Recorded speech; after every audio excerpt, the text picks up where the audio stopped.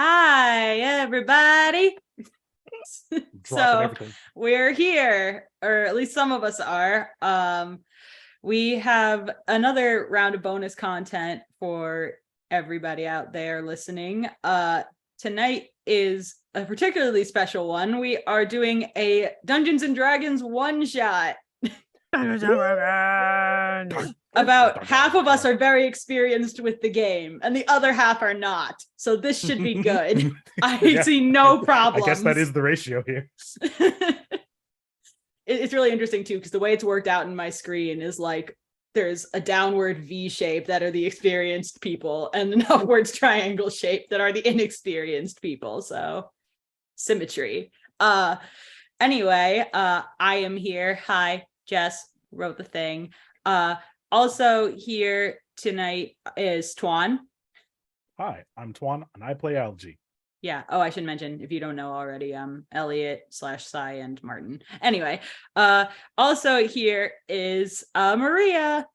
Hi, I'm Maria, and I play Ginny. Yep.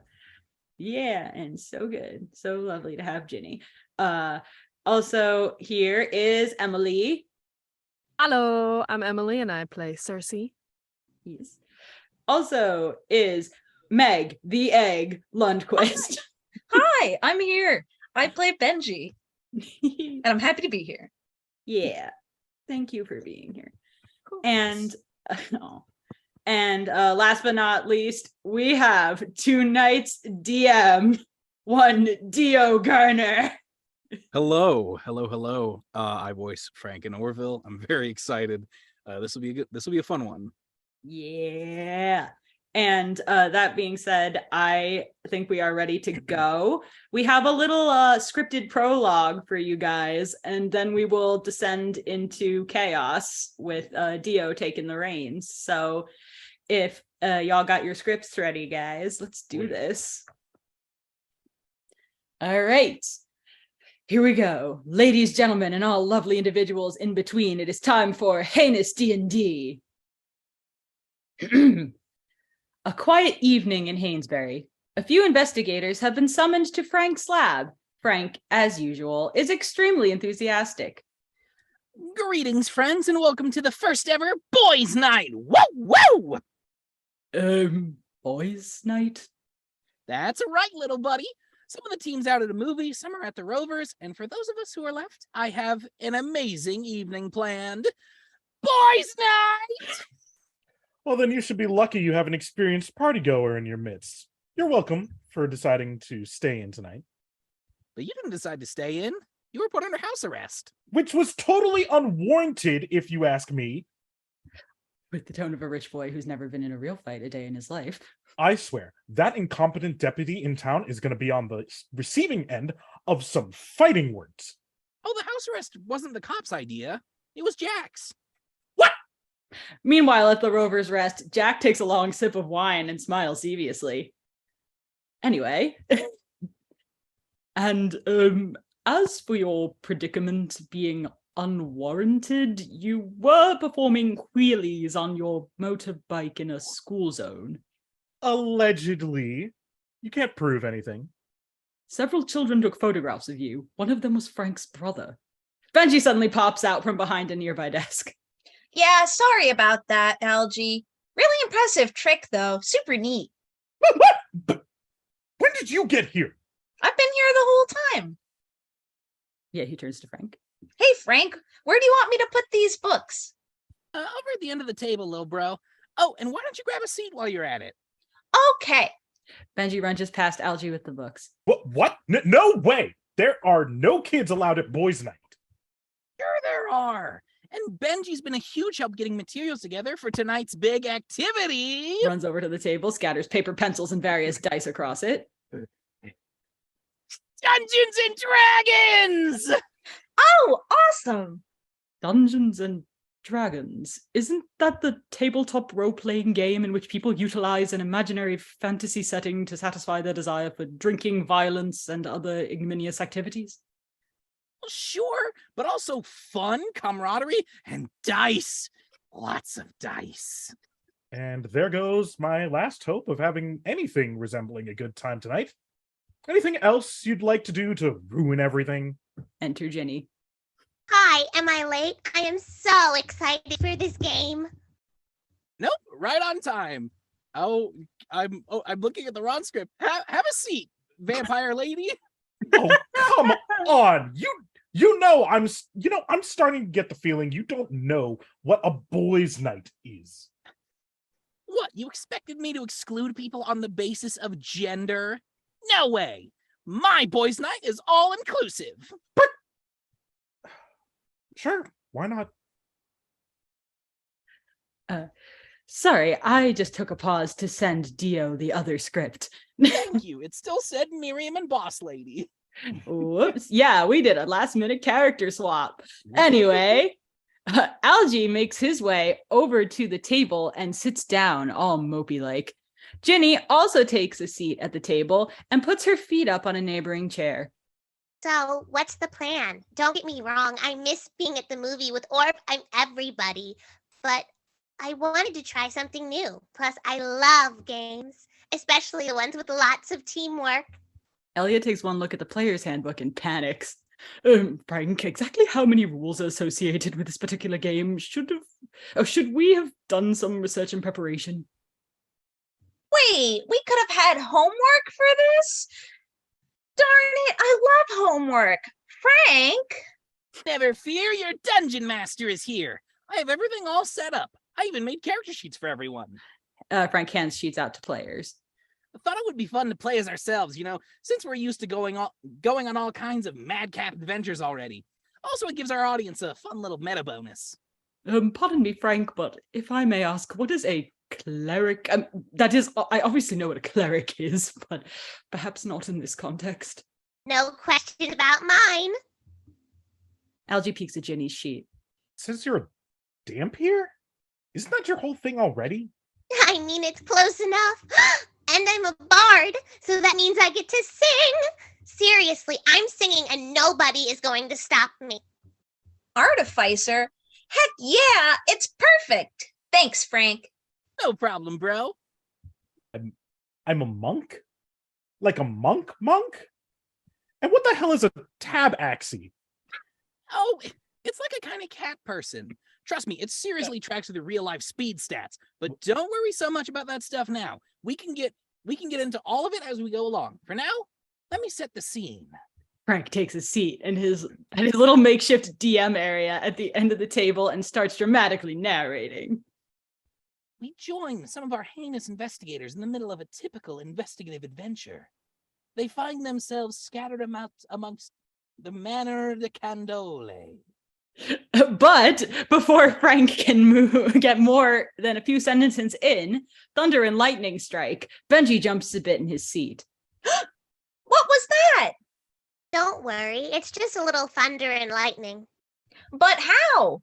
I tracked local meteorological data very closely, and there aren't supposed to be any storm systems in the area.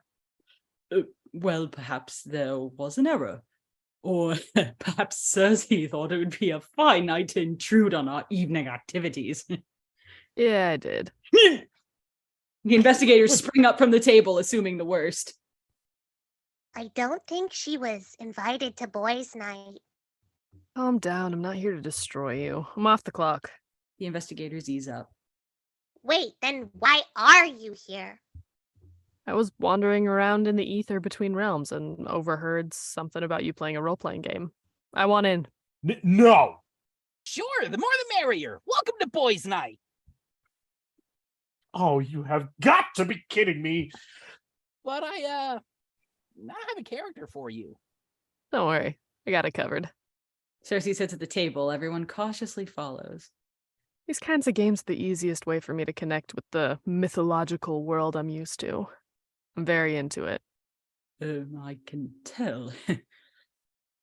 So, science guy, you the one running the game?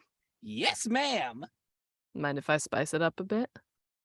Well, I can't disclose my super secret DM info, but if you got other ideas, I'm open to it. Nice. Thunder and lightning strike again, and a thick mist fills the room. What's happening? I'm adding some atmosphere. Well, it's creepy. Quit it. Too late. You might want to hold on to something. What are you talking about? Before Ginny can say any more, the mist moves around the room in a rapid whirlwind before disappearing altogether and revealing someplace that is definitely not Frank's lab. Where are we? That is a very good question. What? Frank, you there? I'm a voice. Yeah. Frank? Where you coming Frank, from? where did you go? Thought you might appreciate the God, voice of God factor. Wait. Oh, What? no. This is fun. So this is happening? It's like he's echoing in my head. Wait, what is happening? Allow me to set the scene, little buddy. And suddenly, the lights go out, everyone's unconscious. And we join in. We join some of our heinous investigators in the middle of a typical investigative adventure. Well, kind of. Not exactly. They're not exactly like our investigators. I mean, they are our investigators, but tabletop approximations of the real things. The adventure, though, that is typical. Sort of. We'll get to it. Did Circe, did you do this? Benji and Ginny. Huh? You two awake on the floor of a lavishly decorated room, full of fancy furniture, bookshelves, and a smashed fireplace. Benji, you look at yourself and you see that you still look human, with some extra gadgets and gizmos as you've now become an artificer. Ginny, you also look pretty similar, as you're still just you're a vampire. You're a vampire, and you've got some musical instruments and some leather. You're a bard.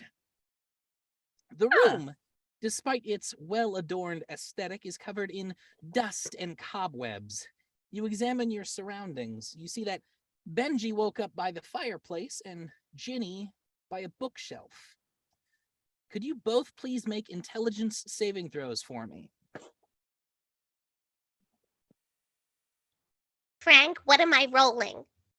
So, yeah, reach in your pocket real quick. You should see a little card. It's just a smaller version of that character sheet we were looking at earlier. So go ahead and imagine that you're rolling a d20. A 20-sided die for those of you in the audience who might not know.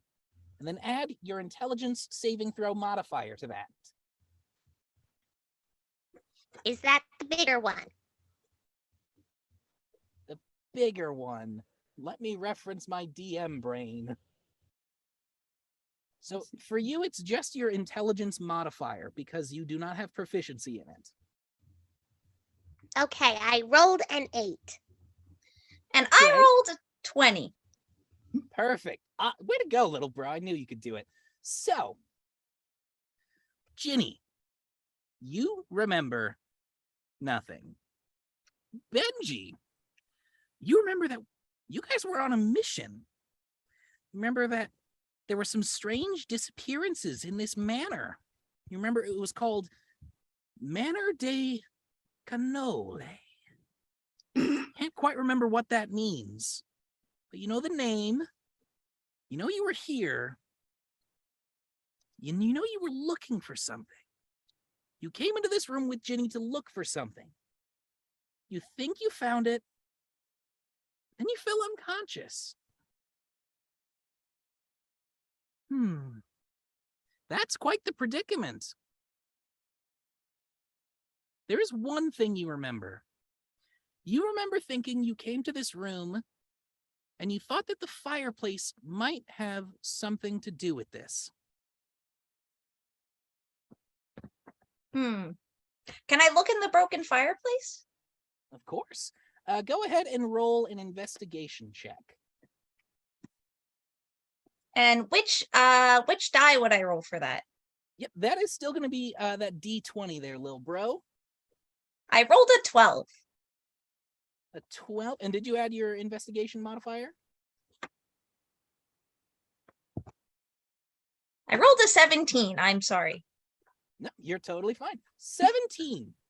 When you look inside the fireplace, you see that there was at some point, there's some scorched wood in there.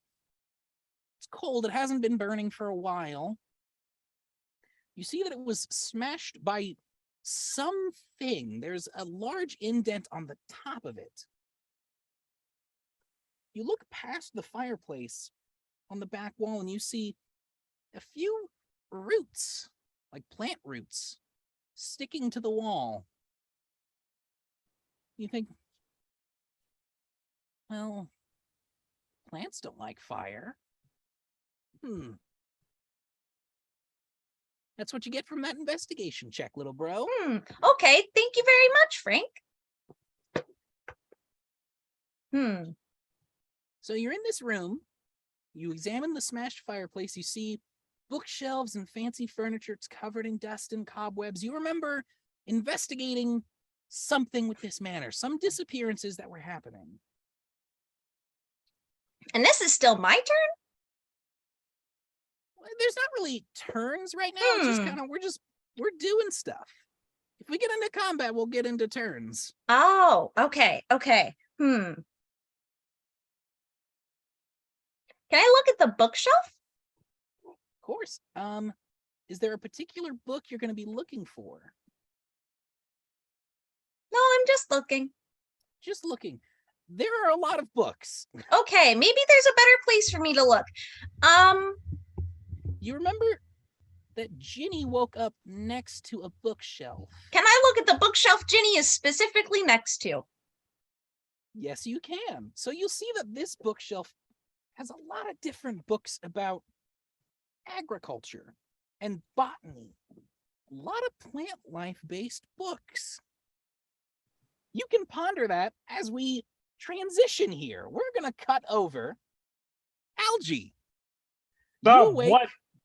You awake on the soft carpeted floor of an unknown room. As you look around, you see hangers and hangers of fancy clothes, both masculine and feminine. There are large, puffy dresses, fancy square-shouldered suits with those little fancy frilly things. There are several large wardrobes, presumably filled with clothing. Oddly enough, spotless. No cobwebs, no dust. It's a beautiful, well-kept room. And immediately in the center of the far wall stands a giant mirror. And when you look in the mirror, you see what's looking back looks kind of like you, but like a cat boy version of yourself. What? Frank? Could you please make an intelligence saving throw for me? What? Yeah, so there's a little card in your pocket. I'm gonna have to explain this to everybody. Oh boy, there's a little card in your pocket. What? Look for intelligence saving throw. Roll a d20. A what? A 20-sided die. An isohedron. Oh, this one just has a 20 on it, so I'm guessing that's it. That's the one. And I'm rolling this. Yep. Why?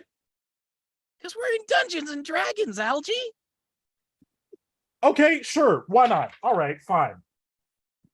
Perfect. The die says 3. All right, you don't remember anything. You've woken up in this room. You don't know where your friends are. It's very confusing. What are you talking about? Of course I don't. What? Frank, where are you? I'm everywhere and nowhere. Isn't that fun? No, I don't want to be a catboy. Nobody's. Well,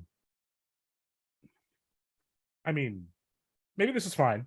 You said there's a bunch of clothes in here, right? Mm-hmm.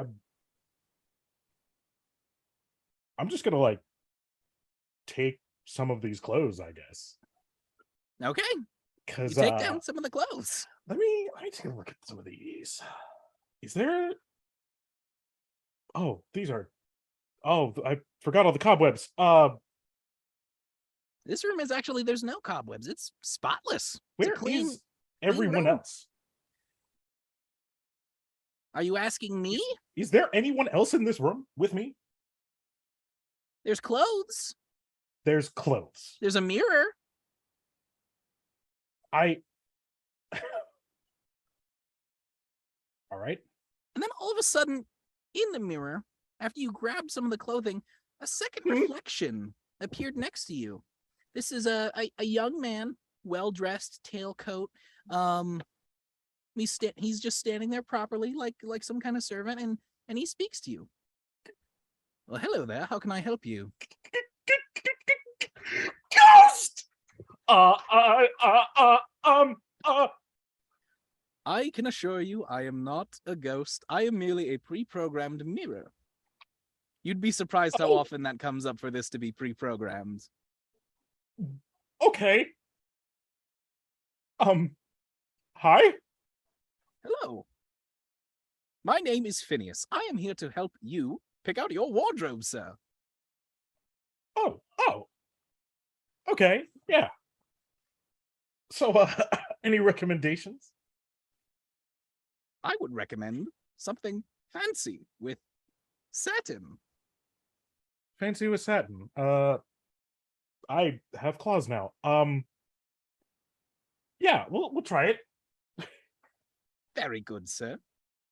All right, where's the satin ones? The satin ones, the master kept in that wardrobe on the left wall. Okay. I guess I'll open that up. Thank you for coming into the wardrobe. I haven't been activated in several months. Months? Months. I think.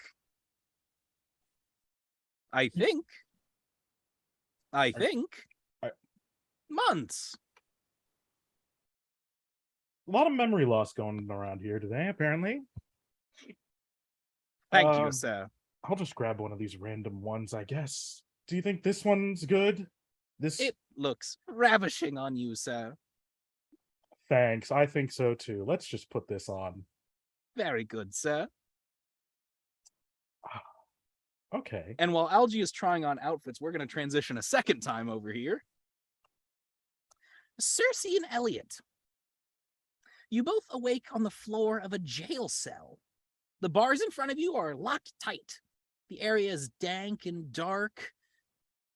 Elliot, you look at yourself and you look human-ish, but there's a little bit of radiant glow behind you as you have become an Aasimar cleric. Circe, what is an Aasimar? Yeah, we'll get to it, buddy. Look at your card. Oh. And Circe, I'd tell you to look at your card, but you already gave me yours, and cool, you're a water genasi sorcerer. All right, that's fun.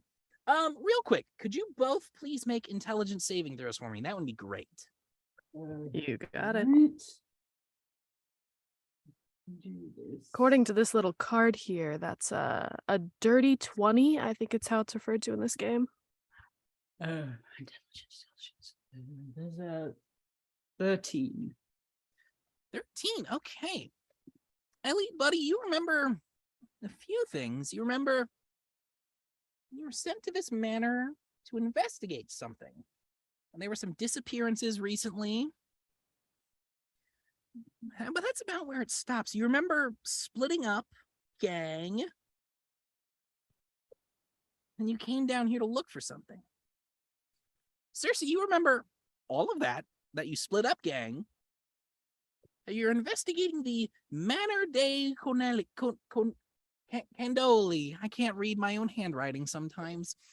You're in the Manor de Candoli. And you remember splitting up with the doctor to go downstairs because you just assumed that a dungeon would have weird stuff in it.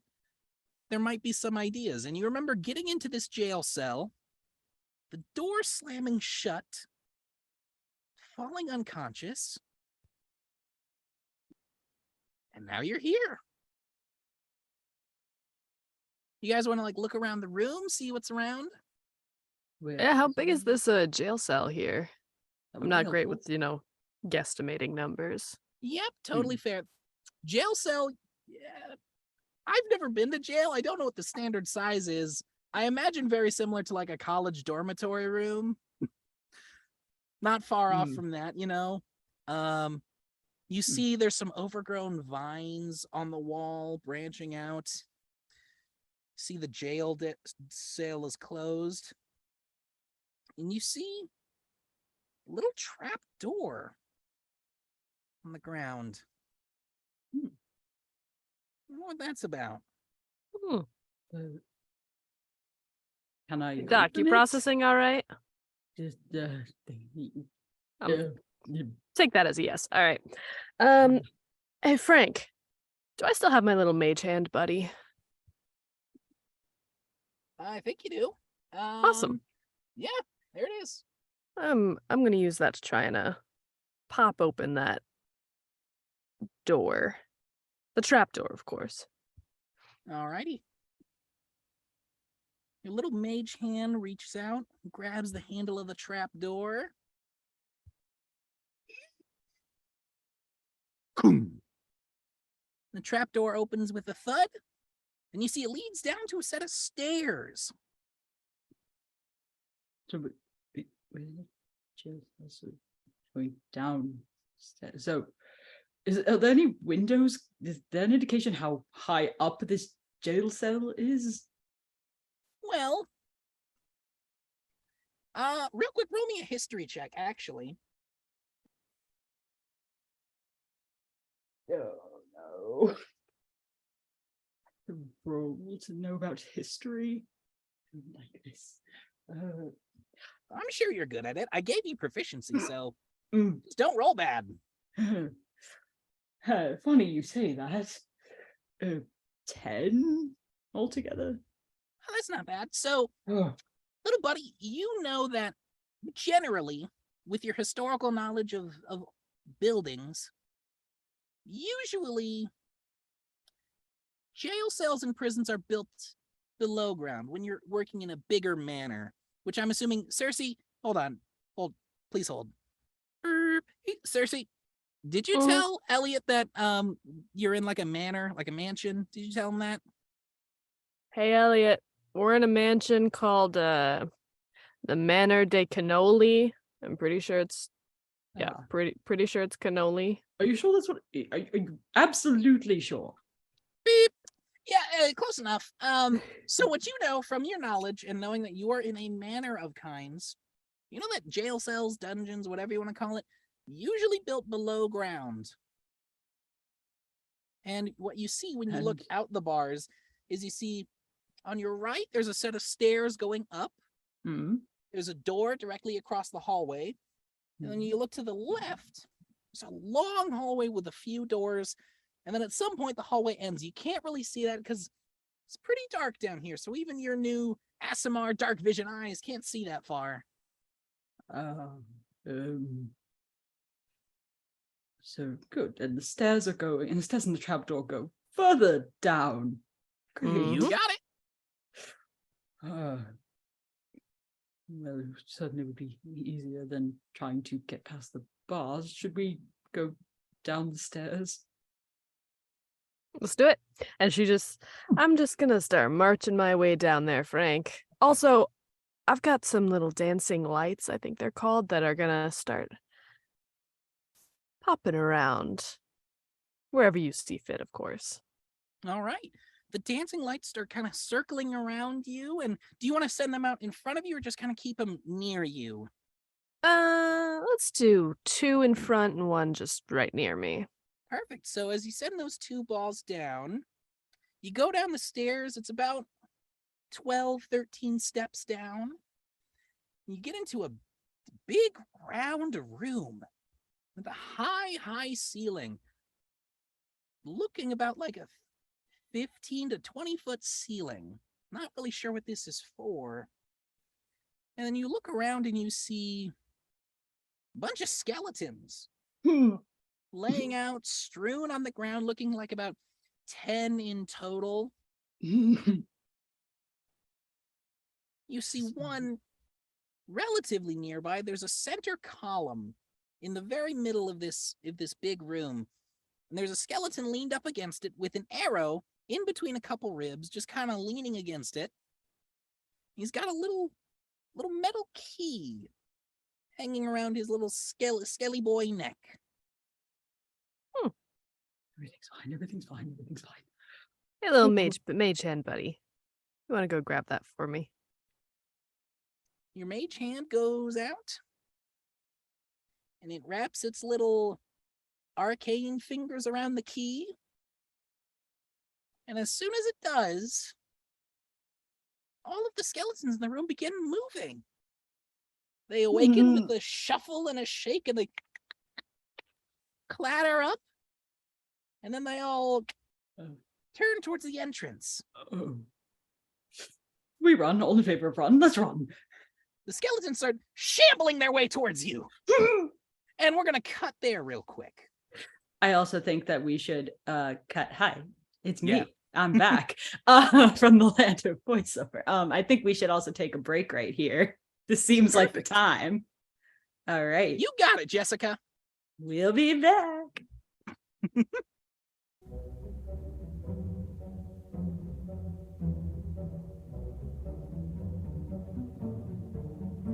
So then we cut back to Benji and Ginny. We'll come back to the combat here in a second. Benji and Ginny, you were just looking through books on the shelves. You saw a lot about agriculture and botany. It looks like whoever owned these books was really meticulous about circling a lot of passages about plant growth. Not really sure what that's about. What do you two want to do? Benji, Well- knowing that you have separated from the group, Ginny still, unless, I'm assuming my little bro Benji filled you in on what's going on. Yeah. Cool. Frank, it says that I have something like +3 near nature. Does that mean I would know something about the plant passages? Yeah, if you want to roll that D20 and add that nature modifier. That would be 13. 13. Yeah, so in looking through these books, both you and my little bro Benji, your combined expertise on this has definitely told you that the things that this person is circling definitely involves plant growth, but also plant life cycles. That's really all you can get from that, is that it's about the life and death of plants. There's not really much more you can glean from that in this time. And you said there's plants in the fireplace. There's plants on the back wall past what was, it's now just a place. Can't really burn much in it anymore. It's smashed, but there's vines on the back wall behind the fireplace. Can I go look at them? All right, you go and take a look at the plants. Are you seeing if you might know these vines? Yes. Yeah, you saw them in a book, actually, in one of the books on the bookshelves. You know that this is a really rare plant that especially grows indoors and actually grows most when not exposed to sunlight. It's a plant that grows kind of like a mold in darker environments with a bit more moisture and dark, damp environments, sort of. Benji, I know this plant. Did you see it in one of the books while we were looking through them? Yeah, we need to maybe perhaps go back and see if there's anything else on that specific plant. Okay, Frank, can we look back through the passage where it talks about that plant specifically and see if there's more information? Or is that Sure. all the information? Well, when you look back through the book, you see not a lot of extra information. It looks like it's just a general encyclopedia. So you basically get the same understanding of it grows in dark, damp places. It doesn't like sunlight. Obviously, it's as a plant, it also doesn't like fire. Go figure. Understandable. You also can see one other tidbit that it looks like there have been issues of roots of these plants growing up into establishments and houses, which usually is met with some sort of herbicide or something to get rid of them, but it can cause structural damage to houses. Since we're looking at the vines, can we see where they're leading to?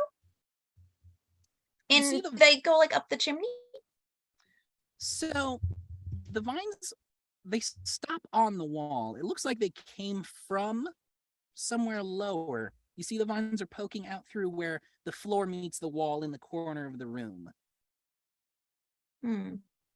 And Benji, you do remember that you did come up here from the main floor. So this is the top floor of the manor. You remember that Okay. much at least. And you're in what is essentially the den, a nice lounge area, I guess you could say. Are there any doors in this room?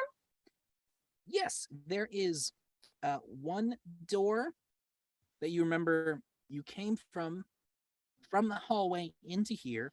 And then there's another door in the back of the room that you don't really know what's behind there. Can I try to open the door? I would like to open the door. Which one, little buddy? The second one. Second one? The one I do not know about yet, since right. I came from the first one and I remember that. You open the door, and it opens. And it looks like it goes into a master bedroom. It's a nice 4-post bed, nice draperies. There's a nice window. Of course, all of this is covered in dust and cobwebs. It's not clean. But it looks like it's a master bedroom. Nothing super of note in here that catches your eye. There's just a bed and a bedside table and an old bottle of alcohol. Don't touch it, Benji. Don't. Benji. Okay. Ginny, it doesn't look like there's anything super interesting in here except for that alcohol, but I'm kind of too young for that, so I think I'm going to let it be. And Frank is scolding me in my head, so I think I'll let that be. Okay. I just want to take a quick look to see maybe if I can see something with my vampire senses. I want to investigate, Frank, if that's all right with you. Of course. Go ahead and roll that investigation check. 16. 16. You look through the room, use your vampire senses, and you can tell that, that whiskey is probably actually pretty good now. It's aged quite a bit. I bet it would be pretty dang tasty. That's all you get to know. You also see that there is another door in the master bedroom, one that is on the same side as the other room, so it'll lead you back to the hallway. Will it really, Frank, or is this one of your tricks? It's on the other side of the wall from the door in the other room that gets you back out to the hallway. So, logically, if I was building it, it would lead you to the same hallway. But you didn't build it. I didn't? I don't know. I'm just here and I'm confused. And While Ginny's having that existential crisis, we're going to cut back to Algie, who's been trying on outfits with Phineas. Oh! Frank, is that you? Yeah. Okay, I don't know what happened. You left and everything went dark for a second. Hey, Phineas, how are the outfit tryings going? Splendid, sir. What? You can hear him. The master asked a question. I responded. The master? Frank? Explain! Everyone is a master. I'm a servant. A servant mirror. I don't know how to feel about that. A servant mirror. Yes, sir. A pre-programmed mirror. Just like I said. Okay. Mr. Servant Mirror, My name is Phineas. Phineas, right, Phineas. Well, this getting dressed has been pretty nice and stuff. Do you happen to know what where we are? You're in Manor de Condole, sir. Manor de Condole. Why is that not ringing any bells? Do you require a bell to call a servant, sir? What was the last thing you remember, Phineas, from the 10 months ago? Well, 10 months I ago. have to solve this case and get out of here. I have to leave. Let me recall. Roll a die real quick. What does Phineas remember? 10 months ago. Well, the head of the house, Sir Candole, he came in as usual, and he asked what his suit looked like, and I told him, "Splendid, sir," because he looked splendid, sir. He then told me that there was a party. I believe a party happened. And he came back to put on his nightgown. And I said, "You look splendid, sir." And then he said, oh, what did he say? What did he said he was going to work in his study, and then he must still be working because I haven't seen him yet. Work in his study. Perfect. Thanks, Phineas. Of course, sir. This has been enlightening. You look I'm gonna dashing. go. Thanks, Phineas. I'm gonna go. Thanks for the threads. Frank, where's the door? Oh, I can tell him where the door is. Behind you. Oh. Thanks, Phineas. You're welcome, sir. Frank, can I leave? Can I leave this room, please? Frank, please? You don't have to ask my permission for everything. Okay. I'm gonna leave. I believe in you, Algie. Thank you. As you step out of this dressing room, you see that you're in a grand hall of sorts, a large entryway to a manor of sorts. You see directly across the hall, looks like there's a couple doors, a set of stairs going down, and immediately to your right, there's another door. Looks like it might go to another part of the manor. Not directly, ahead and a little bit to the left, you see a large spiraling staircases on either side going up to the top floor and a little circular landing with a railing to keep people from falling. We are OSHA compliant here. A majestic chandelier hangs from the roof. Keep in mind, all the things I'm describing, dust and cobwebs. A lot of it dust and cobwebs. Oh, okay. Yeah, it's not clean. You can also see that it continues past that central landing. Looks like you're kind of on like the one of the wings of this main hall. You see that there's a few more rooms on the left-hand side. You see that there's another set of stairs at the end of the large hallway that goes down. So you have two sets of stairs going down, two going up. Underneath the large central landing, there's a large door. So there's a door on this floor, goes back into another part of the house. Two doors on the farthest left and right side of this main hall. Okay. With all of that, Benji! Ginny! Elliot! Anyone? Everyone else, real quick roll a perception check. What do you mean, everyone? What? Algie, please hold. What? No, wait! That would still be a D20, right? You got it, little bro. Nice. I think I'm starting to get the hang of this. Frank, I got a natural 1, I believe it's called. Oh, you're fighting skeletons. You can't hear. Yeah, that's fair. I think I got 27. That's 18 plus 8. What are we doing again? I got a 19 again. This is a perception check. Perception. Oh, 21. Okay, so we'll come back to you guys specifically, but Ginny, you hear Algie calling for help from the bottom floor. You can tell it's the bottom floor because it sounds like it's coming from below you. And Benji, you hear that someone's calling you from the bottom floor. Circe, you're dealing with skeletons. You don't know what's going on. And Elliot, you hear something in the distance. It sounds like someone upstairs is yelling for something. So while Algie is yelling for other people, we're going to cut back to Circe and Elliot. Can you guys roll initiative for me? Apparently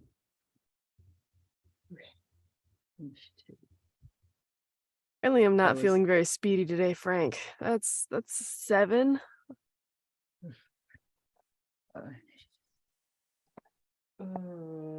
Is 16. Wait,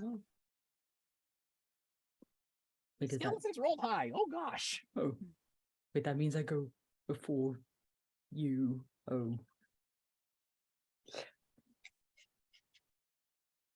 Everything's still Yeah. fine. I have no problems with this. Sorry, I'm inputting initiative information into my brain.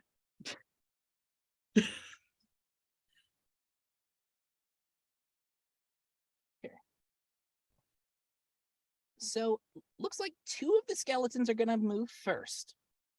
So they're both gonna run towards Circe. You walked in first, right? Mm-hmm. Okay. Well, the room's pretty big, so one of them's not gonna quite reach you, and the other one, he's not gonna reach either. He's gonna take his femur bone and throw it at you. I respect that. Does a Oh. 13 hit? Ow! Yeah, that hits. You I'm take going to 6 read- points of bludgeoning damage. Damage to the Rude. power.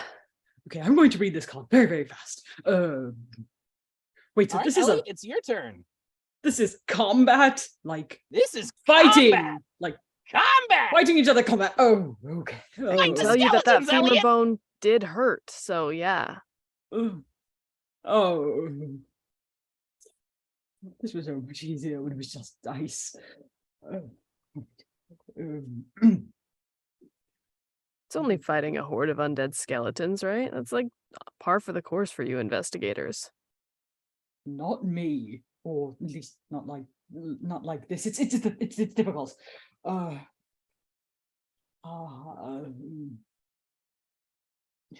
I'm currently trying to solve numerous little things on this card. So, question. Yes, little buddy. I suppose one of my spells is command, so does that mean I can tell them to stop? You can, but it only lasts for 1 round, which is 6 seconds. Oh. I'm going to have to do this, aren't I? It's fine, it's a game. So there's a cantrip called Sacred Flame. I will try that. All right, you're gonna throw a golden lob of fire towards one of the skeletons, which means he has to make a dexterity saving throw. Oh, this is actually happening. Okay. Ooh, rolled a 19. Oh. So you're still getting used to your powers. You fling the little fire, and it just barely grazes the skeleton. It doesn't quite do damage. Oh. All right, next up, 4 more of the skeletons are going to go. One of them is going to take a swing at Circe and one at Elliot. Circe does a 12 hit. Yep, that hits as well. That's unfortunate. I'm rolling really high in the damage. I'm sorry. That's 7 points of bludgeoning damage as he just smacks you with his arm. Yeah, that one hurt a little bit more. And Elliot, little buddy, This is going to this next one's coming at you with a short sword. be. Why? Does a 10 hit. That is an excellent question. If my armor class is 10, I'm not sure. If your armor class is 10, little Mhm. buddy, you're squishy. Just Armor like real class of life. 10. If it meets it, it makes it. So it does hit you. I'm sorry. So that is 4 points of piercing damage. As it just kind of like stabs into your arm a little bit. Oh, Ooh. this is why I don't like violence. The next one that's going to attack, it's the one that's pinned up against the central pillar. It's got a little short bow that it's going to try and shoot at Elliot. That's going to hit. 3 points of piercing damage as the arrow boo, hits you right in the shoulder. And the last one's got another bone that it's going to throw at Circe. That's a 5. Ugh.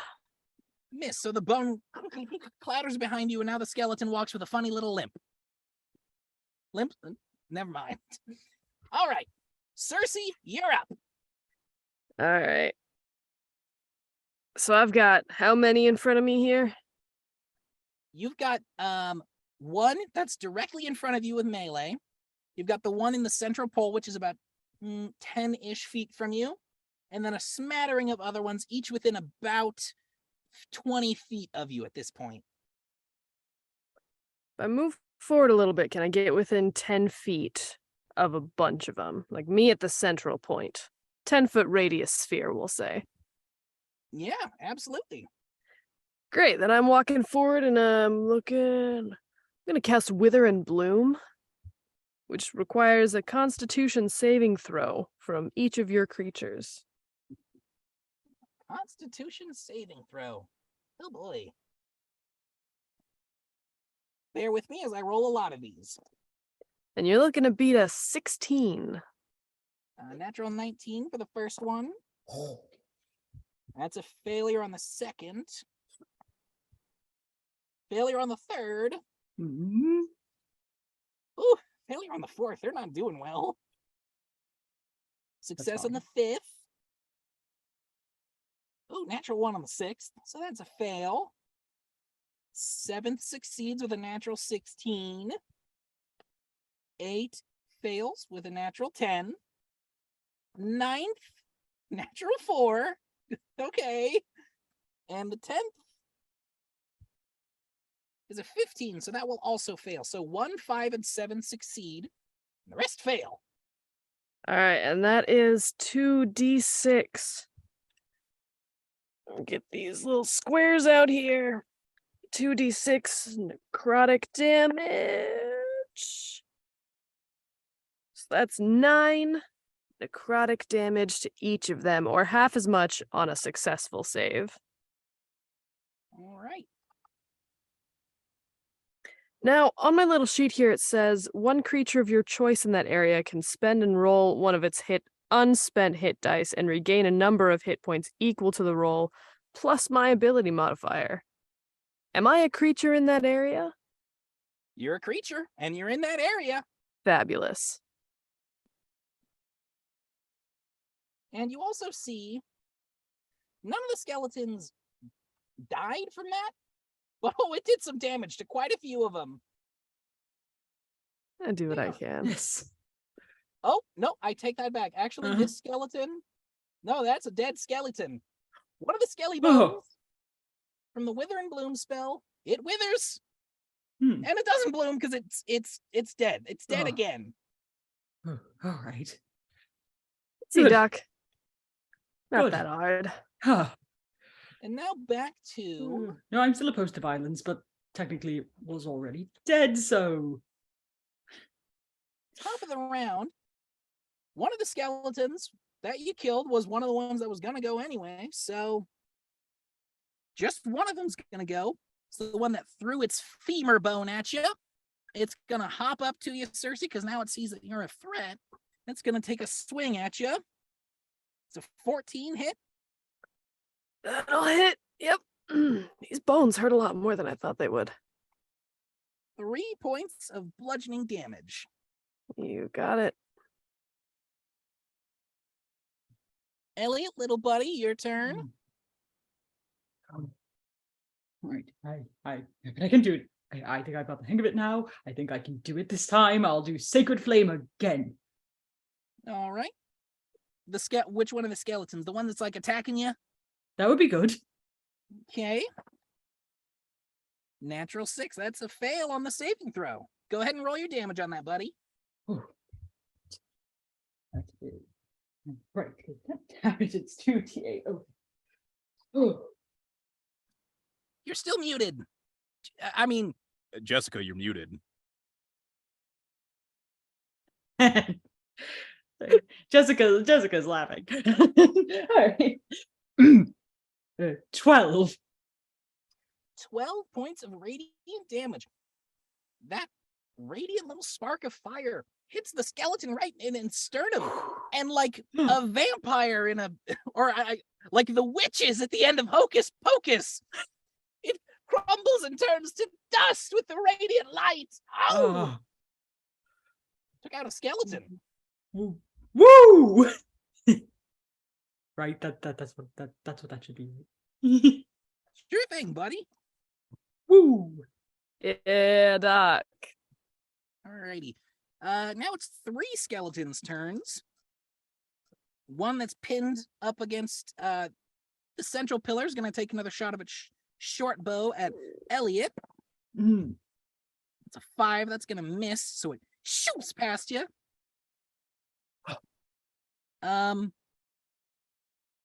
One with the short sword is now going to take a stab at Circe. Does a 10 hit? Nope. All right, you skate around that blade as it's coming towards you. And then the one that's using the femur of a fallen friend as a club, gonna take a swing at Elliot. Natural 2, so that's a miss. Oh. All right, Circe, your turn. All right. Would you say that bones are flammable? Well, these bones do seem to be covered in some weird plant material, so yeah, they burn. All right, I'm gonna shoot off a firebolt at whichever one is standing next to a friend. Next to one of their friends. Right, that would be the one with the short bow who hasn't moved yet, who's kind of posted up next to the one attached to the pillar. Great. Go ahead and make your attack roll. That's 16. Oh, 16 definitely hits. Go ahead, roll damage. Excellent. And this will be 2d10 fire damage. Which is 12 points of fire damage coming off this firebolt. All right, that skeleton is gonzo. And you see the skeleton pinned to the wall. It looks at the skeleton that fell and it goes, because they can't say anything. On account of them being skeletons. There's one more skeleton that goes before we go to the top of the round. It's gonna be this one threw his femur last time. He's gonna throw his other femur. That seems counterproductive. Natural 1. He falls down on the ground because he doesn't have either femur now. You could say he didn't have a leg to stand on. I get it. That's- Well, that's- you that's sure not sure funny. have a funny bone. Top of the round. There's still still 2 of the. Wait, no. Yeah, no, there's still 2. This one's gonna take a stabby stab with a short sword towards Circe. 7. Miss. This is more exercise I've had in millennia, Frank. You're the one who made this game real. That's not me. You're not wrong. In Bone Club on Elliot, that's a 19 to hit, buddy. Oh, yes, that hits. 3 points of bludgeoning damage. But hey, now it's your turn. I know this isn't your fault. So did you say Circe made the game? Well, I mean, I think it was implied Circe made the game real, but confirmation is, I suppose it makes up for 3 points of damage. Surprise. Yeah, I mean, I don't think it's like a you die in the game, you die for real thing. Like, I think we're just having fun, but like with real pain. Anyway.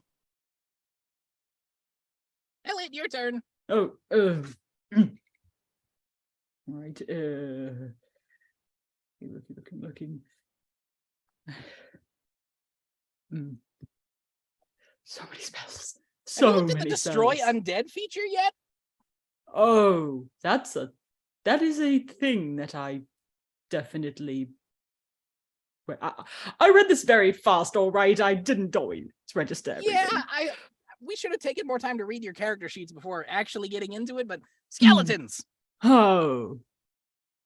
Well, then I guess that's what I should do. Yes, that sounds good. Okay. How do I do that? Lift your holy symbol, Elliot.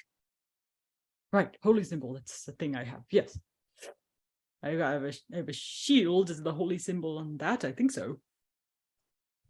You have a shield? That's what it says. Your AC should not be 10 if you have a shield. All right, we'll talk about that later. You lift your shield and you cast a radiant energy out. What saving throw do these guys have to make? That is a. It says saving throw against turn undead feature, and I don't know what turn undead is. I see destroy undead. It's the same thing. I know, that's why I'm very confused. It just says saving throw.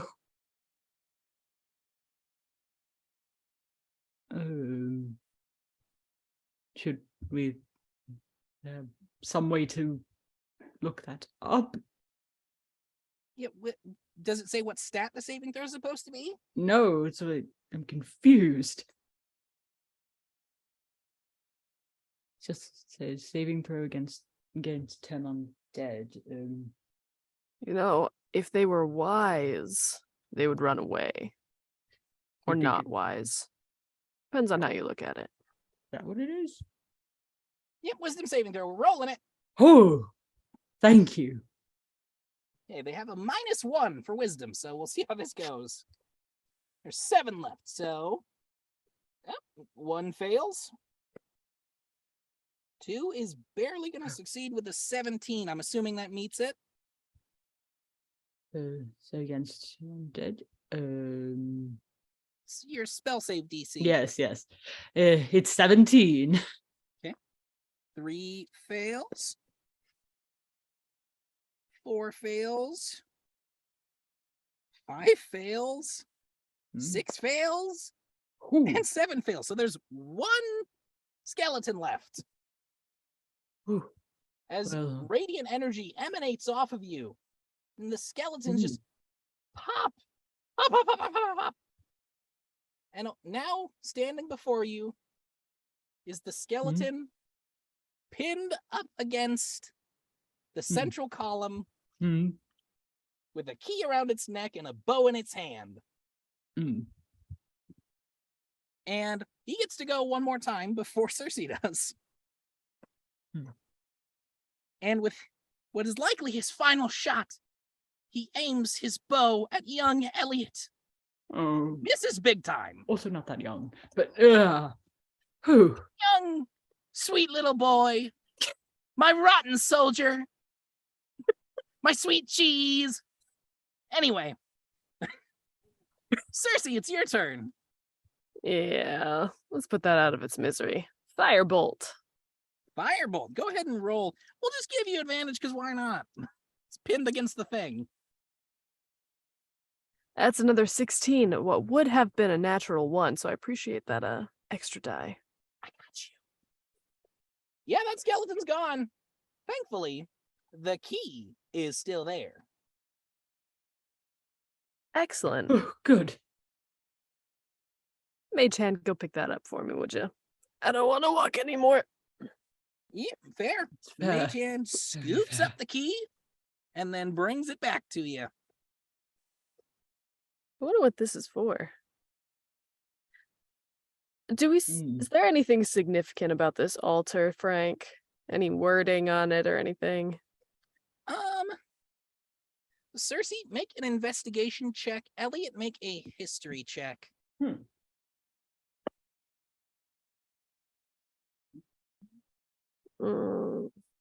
Reading's not really my thing. It's a 5. 5, okay. 24. 24, okay. Circe, looking around the room, you see that it's a stone room. Kind of round looking. Big column in the middle. doesn't really look like it's Hmm. an altar. You don't really know what it is. And Elliot, you have an idea that this is something of like a recreational area. Like it's built into the jail cell and there's a column in the middle. It's really weird, but like it looks like this is a place where either it could be a recreation center for people in the jail cell, or it might be an evacuation area in case of like some sort of emergency up top. Those seem like two very different things. Yeah, well, so's a jail cell, I think. Mm.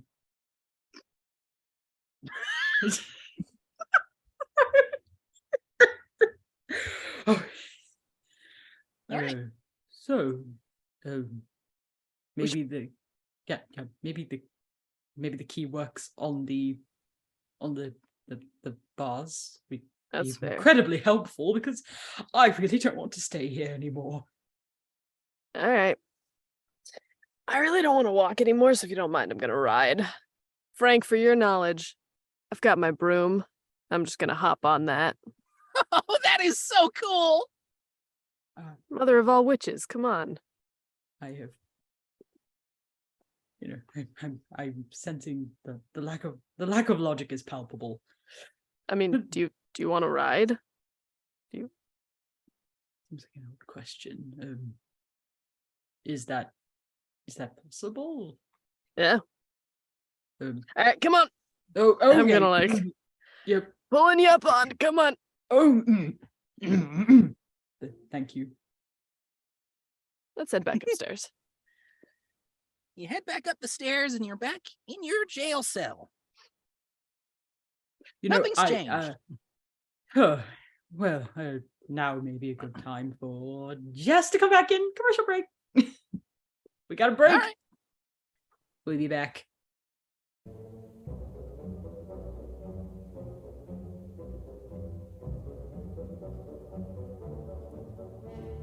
So we're back. And Elliot and Circe, you get back in your jail cell. Just like you remember it. Right. You have a key and a locked door. Also, I'd like to say I took some time during the break to reassess and realized that I think there was an error on this character sheet. You can see the breaks too.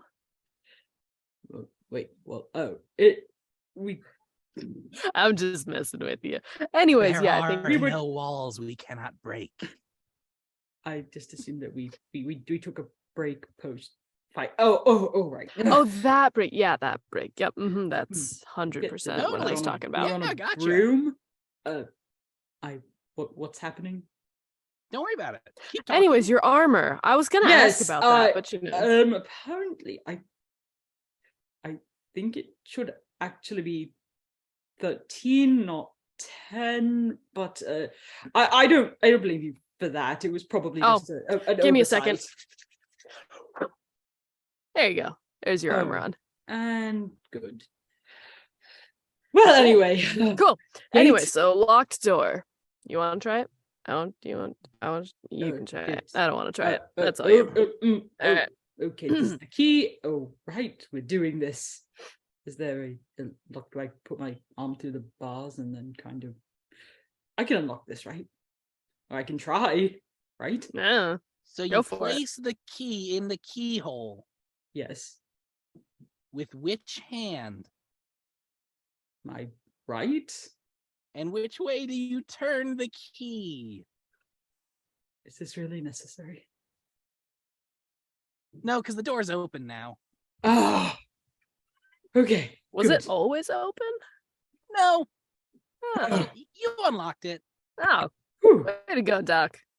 All right. Thank you. Alrighty, so you're now in what you presume is a basement with stairs going up directly on your right, a room directly across from you, the rest of the basement to your left. Ponder on that while we cut back to Benji and Ginny. Last we left off with you guys, you just heard Algie screaming downstairs, saying, "Hello? Where are you guys? What do you do?" Ginny, did you hear that? Yeah, it's Algae. It's coming from downstairs. Should we go down to find him? Absolutely. He seems distressed. Can we use the door to go back into the hallway? You Or open that door? and you're back in the hallway. You see Are there in any- the hallway. There you go. I'll give you some descriptions. Don't worry, little bro. I got you. When you step out, you look to the left. At the end of the hallway, there's this large iron wall. Don't really know what that's about. Looks like there's some sort of like weighted panel by the wall. Like, it looks like you could press down on it, maybe. Forward and to your left a little bit, there's some glass doors going into what looks like a green room filled with a bunch of plant life and such. Some of it has died and withered in the disrepair that this manor is in. Others seem to be doing just fine. You see, as you step out, you see that the two rooms, the master bedroom and the den, each one has a suit of armor standing on each side of the door, totaling in 3 because there's one just in between the two doors. There's one on the right, a middle one, and one on the left.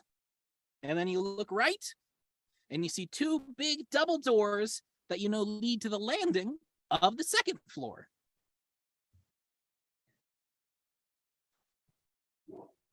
And you heard Algae screams, by the way, they're coming from the right-hand side beyond those double doors. Just want to make that clear.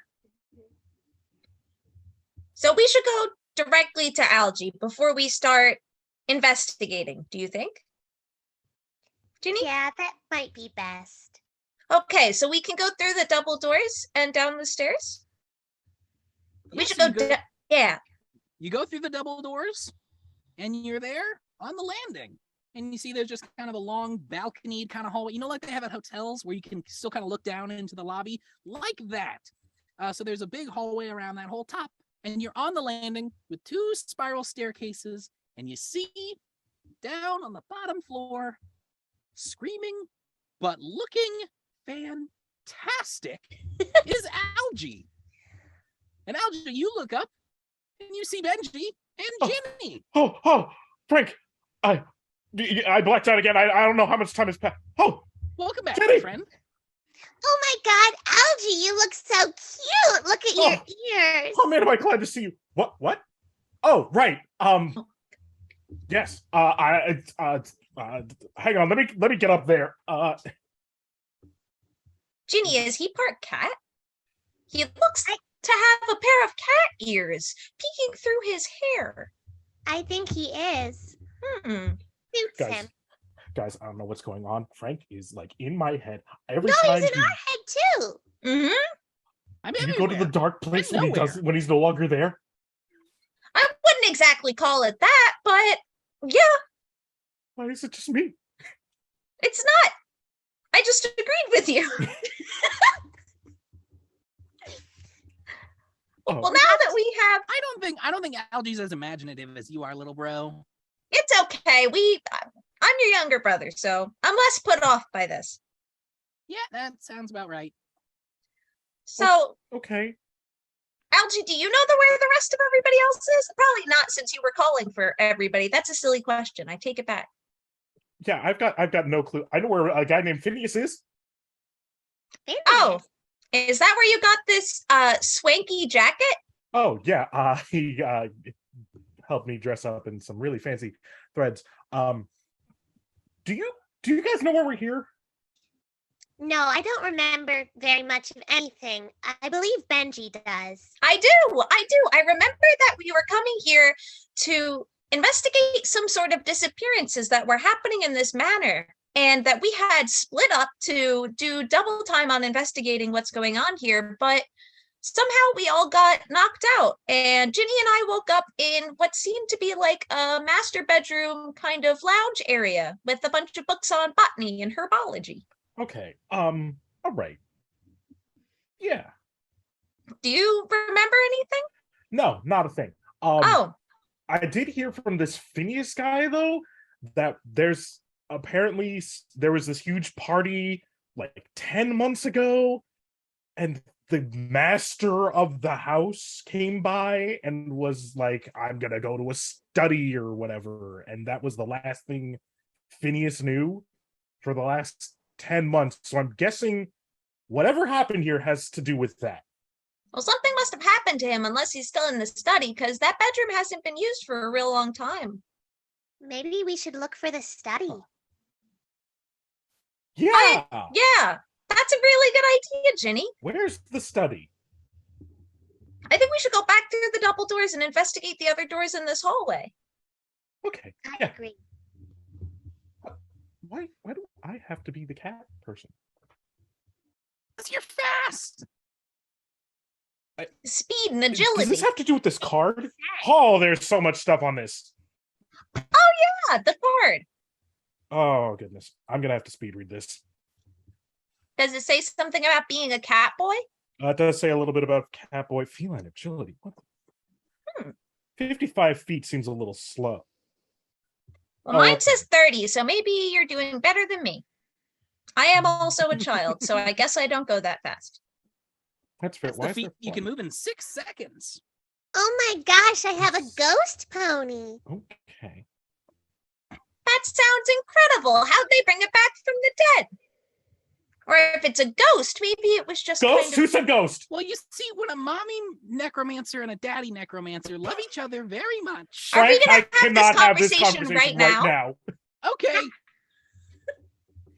Tell you Okay. what, how Investigate. about you guys read your cards, compare some notes, and I'll be right back. Okay. Wait, what? You're going? Whoop.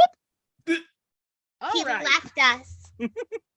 Back over to Elliot and Circe. You just opened your Hello. jail cell door. You're in the basement. What do you want to do? Preferably I get know- out of the basement. I mean, we found a key. I know we were searching for something down here, but I don't really remember what. Fun? Yeah, we can go upstairs. I'm sure we can search for stuff up there too. Well, do you want to look at the? But then, do you want to look and maybe see if the door across from here is? Sure. Should we do that quickly first? Lazily make my way over there. Alrighty. So you open the door that's just across the hallway from you. Mhm. You open that door, and behind it is a set of stairs. It doesn't look like they go as high as the ones that were on your right. They look like a kind of short set of stairs, and then it ends on a landing. Hmm. You wanted to get out of the basement. All right, let's try these first. Okay. So you walk up the stairs, and you see a few things on this landing. It's a small circular landing room. You see on your left, it looks like some chemicals kind of sitting on a shelf along with some books. This looks like a small makeshift like alchemy setup. On the right-hand side, you see a chest with no lock on it. It's just essentially a box. And then directly in front of you, you see cellar doors, you know, the kind that like fly open and like, oh, we got to get in there. There's a tornado that's going to take us to Oz, like that kind of thing. Yes. I never trust an unmarked chest. Well, I would like to look at the chemical equipment, the alchemist area Sure. of the books. If I could. Buddy, go ahead and make me an Arcana check. I don't think you have alchemist tools. I do not.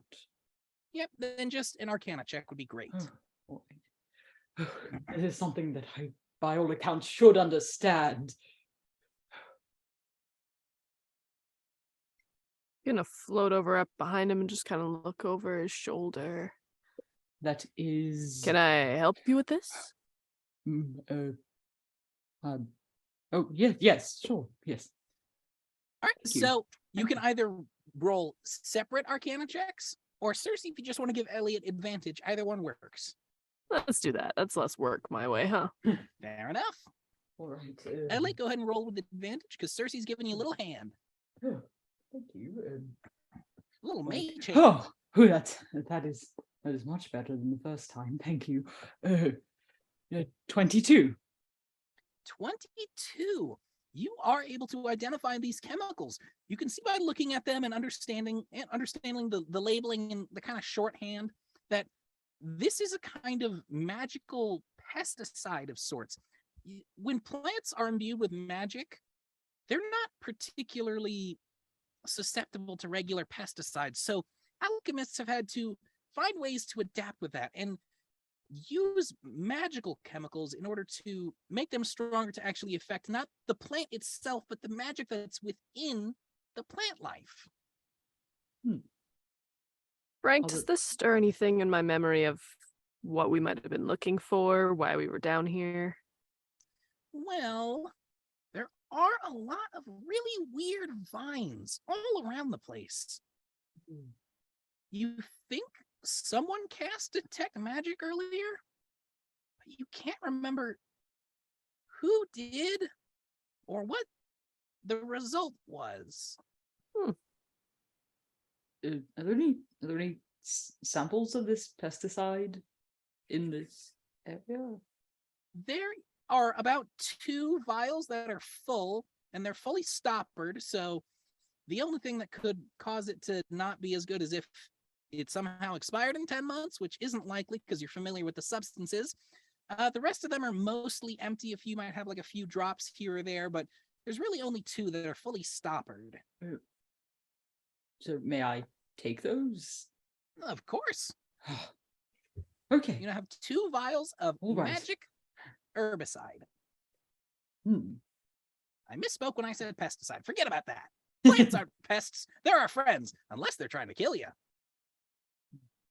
Going to ignore that last part. You didn't hear it. That was for the audience's ears. Oh, good. I'm sure there is, in fact, an audience listening right now. They are hopefully entertained by this. Should we be worried about this cellar door, not cellar door? The thing that Frank talked about with tornadoes. This cabinet over here. I'm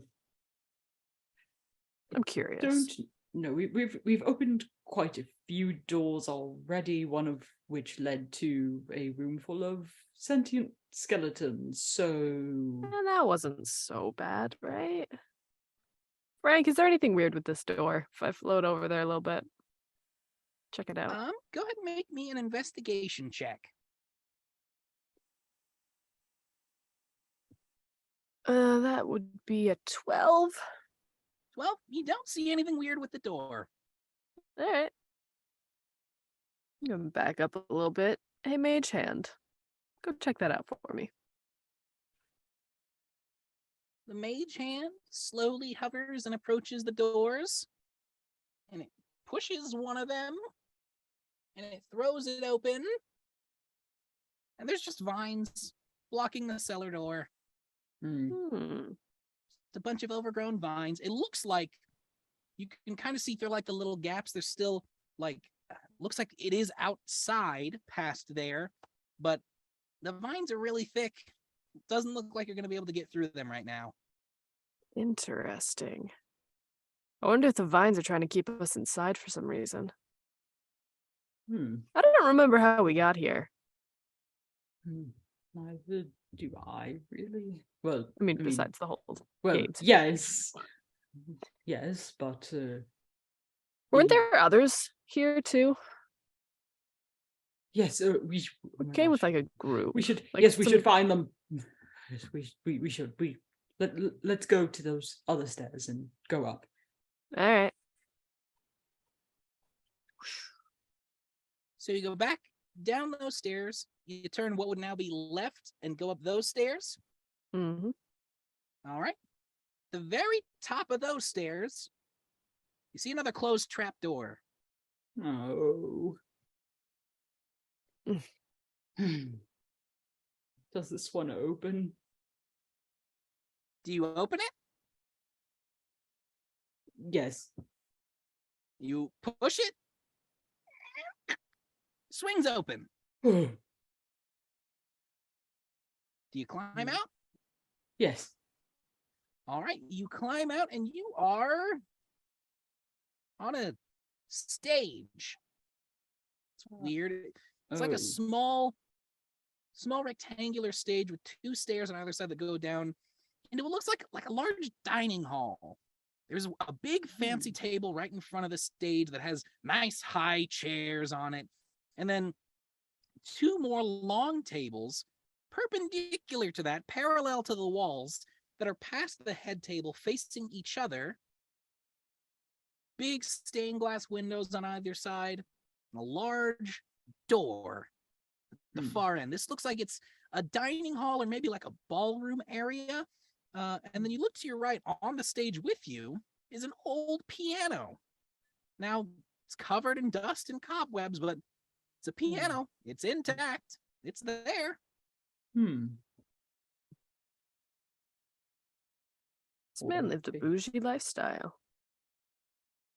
I'm gonna be honest, I don't know what time period I sent us to, so this could be like ancient times. It was kind of up to Frank's mind, so It's yeah. the time period of Yeah, that tracks. Yes, it does. So, You wanna look around, or are you worried Ah. about your heinous friends? well, that and also the last time we tried to touch an object, it did not, in that regard, it did not entirely end well. I know that we just, luckily we had a good I suppose a good experience in that small room, but maybe we should just hurry on out, and we can always Oh. revisit.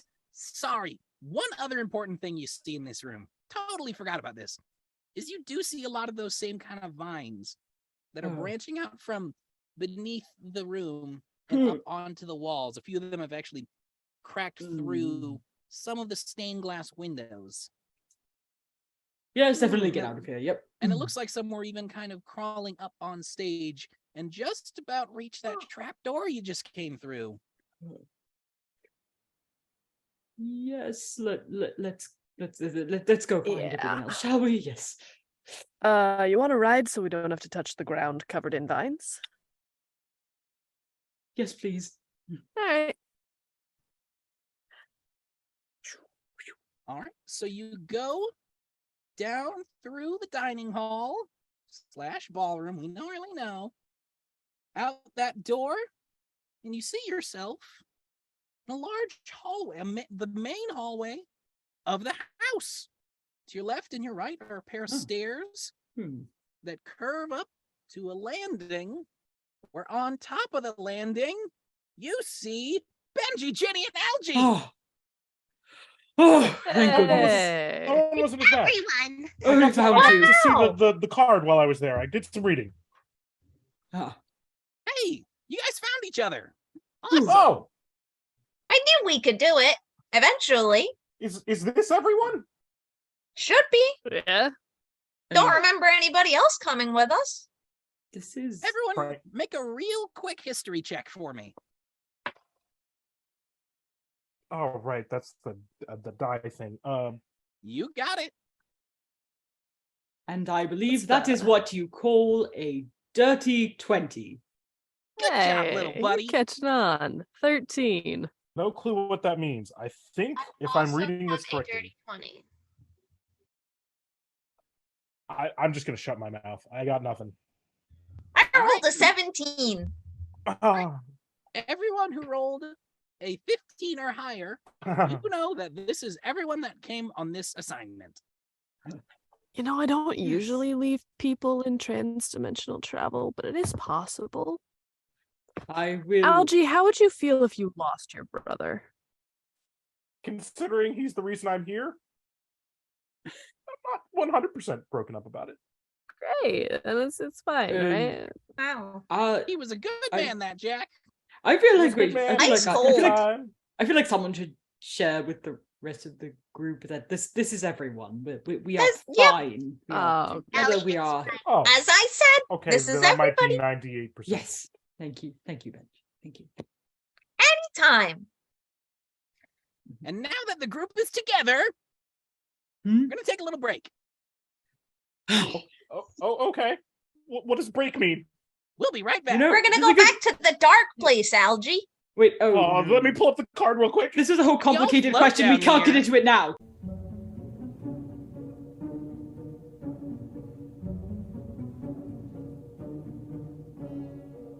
All right, was so the trying to- group has met up and we're on a landing, ready to go. So what do you guys Yeah. want to do? So Oh. I've memorized this card at this point. So if you guys need me to do, I'll just make it a surprise. I'll just let it be a surprise. Hey, all right. we should we get them found, up to like- speed? Yes. herbicide, and there's all these like Huh. weird vines. We Wow. also saw the vines. We also saw a book Hey. about the vines. Very interesting. Oh, They appear to be all throughout this manor, so that's disconcerting. It is. I could say But- that's probably the least you could say about it. Yeah, does but anyone remember why we're here? just No. investigating Yes! investigating disappearances? In the manor. Oh. It seemed like some people Okay, were so you disappearing in two the manor. remember. Yes. I mean, I Vaguely, kind of that's remembered about that, the but, extent of my like, knowledge. Yeah. About goes it too. Great. So do we know anything about the, like, we've been down in the basement. We found some skeletons. That was exciting. Oh, Yeah. That And a is key. a word you could use. Found a talking mirror, I think. Why couldn't we have had Sort of that? talk. Did it tell you it was you were the fairest of them all? Because I find those lie. You know, I didn't ask. I Uh, didn't ask if I was. and got him wasted that cool opportunity. jacket though. It really did. It was really nice. It's a Very snazzy nice jacket. satin. And Circe and Elliot, Mhm. you remember there weren't a lot of intact clothes with the skeletons, but you do remember a lot of the fabric looked kind of nicer on them. It looked like very fancy clothes that were kind of in disarray and torn apart. Oh, Hmm. You know, a lot of the skeletons were wearing like kind of similar fabric to what you've got on. Oh well, I'll just take it off right now. Are you just Well- stripping naked in front of us? I mean, I mean, we're I just put it fantasy on world. top of That's your I- fantasy. I, Like, boy. Algie, please. I, yeah, kitty, kitty, kitty. No. I am a child. You're not the cat boy. Algie is blushing. no, I'm not. Yes. Can we please discuss something else? Yeah. Now that you mention it, because fancy Algie's things. tail does One the of the little things. flick thing that cats do. with their hands. What? No, it's not. Up in the air. Stop that. How do I tie this around my leg? I heard from Phineas that there was a party. Who's Phineas? The mirror, the talking mirror. Yeah. Oh, all right. Yes. Gotcha. There was a party like 10 months back. Maybe it was one of the kinds of parties that we are a little too familiar with. Oh no. I actively avoid parties, so I'm not sure what you're referring to. Oh, you know, the parties where somebody. That's fair with you investigators. Yeah. That's fair. You know, just kind of the parties where somebody invites a bunch of people over for their deaths. feel I like have missed been to something with those that. parties. I have, yeah. That was really popular in Greece. Are we in Greece? Where are we? I don't know. Okay. Let's just focus. We're in the time period of pandemic. That's all Oh, I That is I know a true. lot about that art and architecture. This all checks out. Yeah, that tracks What? for You- Frank's that's little Algie right. just brother. tears in his head. Thanks, little bro. Of course.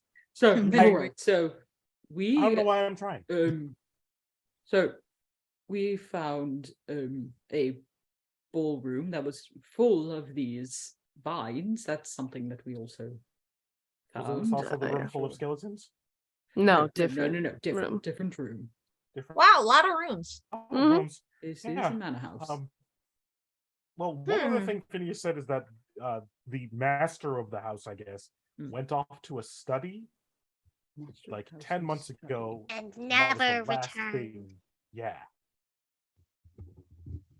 Well, I guess we should find that study. Hmm. Yes, let's do that first. There might be Okay. some clues. Under normal circumstances, I So would should say we should all- split up and cover more ground, but I don't want to fall asleep again. Never split Also, party, man. why don't Come we on. all stay in the same hallway? We each go to a door, trying to stay within each other's eye lines, and just we all open the doors, and we'll see if any of them lead to the study. I like that idea. Slight modification. We all go to the same room. I think Algie's right. We just went through all this trouble. Well, no. We would still be in the same hallway. We I am wouldn't go not into falling the asleep rooms, we and can just look becoming some in. other creature again. All right. Are you sure about do that?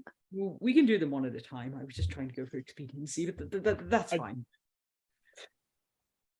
I'll do whatever. It's fine.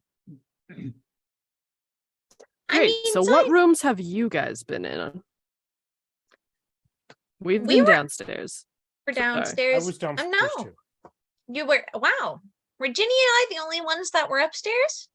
Yeah. Interesting. Hmm. We saw other than that lounge room, we saw the master bedroom, and there were some of those vines as well, like the ones that were in the ballroom you said. Like a coat room, I think, or dressing room, I guess. All right. So, So, I let's- mean, you're a fancy pants kind of kid, Doctor. hmm. Have you been to many manor houses where would they have the study? I would like to point out that I actually haven't been to. Oh, it's not important. Elliot, go ahead and make a history check. You're often in the book room. Where's the book room? Where's the book room? I found the computer room, Eggman. 13. Frank, your voice changed. It does that. Anyway, what was that again, little buddy? 13. 13. I feel like we You should know- come away from the edge when we roll these. They might like descend into infinity. The thing that you think about when you think study, I don't remember. Little buddy, do you have a study at home? No. No. Okay.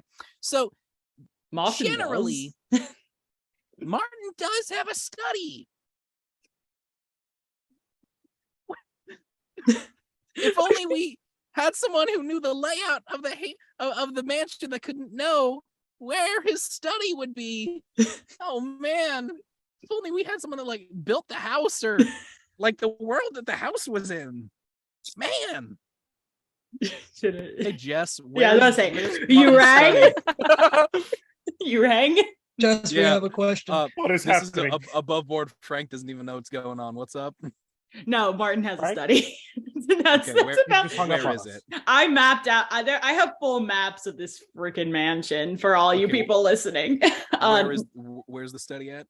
His study, if I remember, oh my gosh, this has been a bit. I'd have to It's dig upstairs, through isn't I it? have to dig through my floor plans, which are on paper, not on my computer. Which I believe they're buried somewhere deep in my apartment. I mean, I can improv something if you need. I it. believe I'm pretty sure his study is I just know it's on an upper floor. It's the second or the Okay. third one.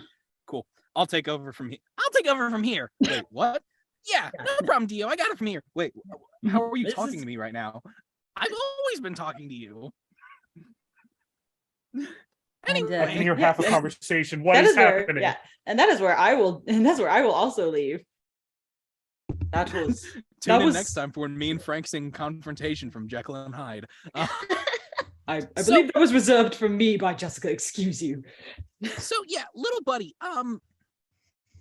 you know, Why is my nose bleeding? generally studies are kept away from basements because that's a lot of moisture there. You don't want the books to go bad. You also know generally that there's a difference between like a personal study and like a general purpose library. Usually when someone specifies a study, it's because it's a bit more private to them. That's really all you can all that comes to your head right there. All right. Then did you Benji, just we're not in raise your hand? school. I'm not raising my hand. Okay. I'm just moving. Okay. Let my little brother stim you guys. Come on. Yeah, I guess that's fair. Yep. Oh my gosh, I love you guys, but we need to pick a door because this is Yeah. taking forever. Yeah, On maybe it. we should go Yes, back yes, into yeah, that yes. hallway because Mm. there were a couple of doors. I think there were 2 on each side. This is why I wanted everyone to go along the hallway. We all open the doors. First door, here we go. All right. I'm sorry. Right. Where are you guys? Well, we were on the landing, but I think we Upstairs. decided to go back up.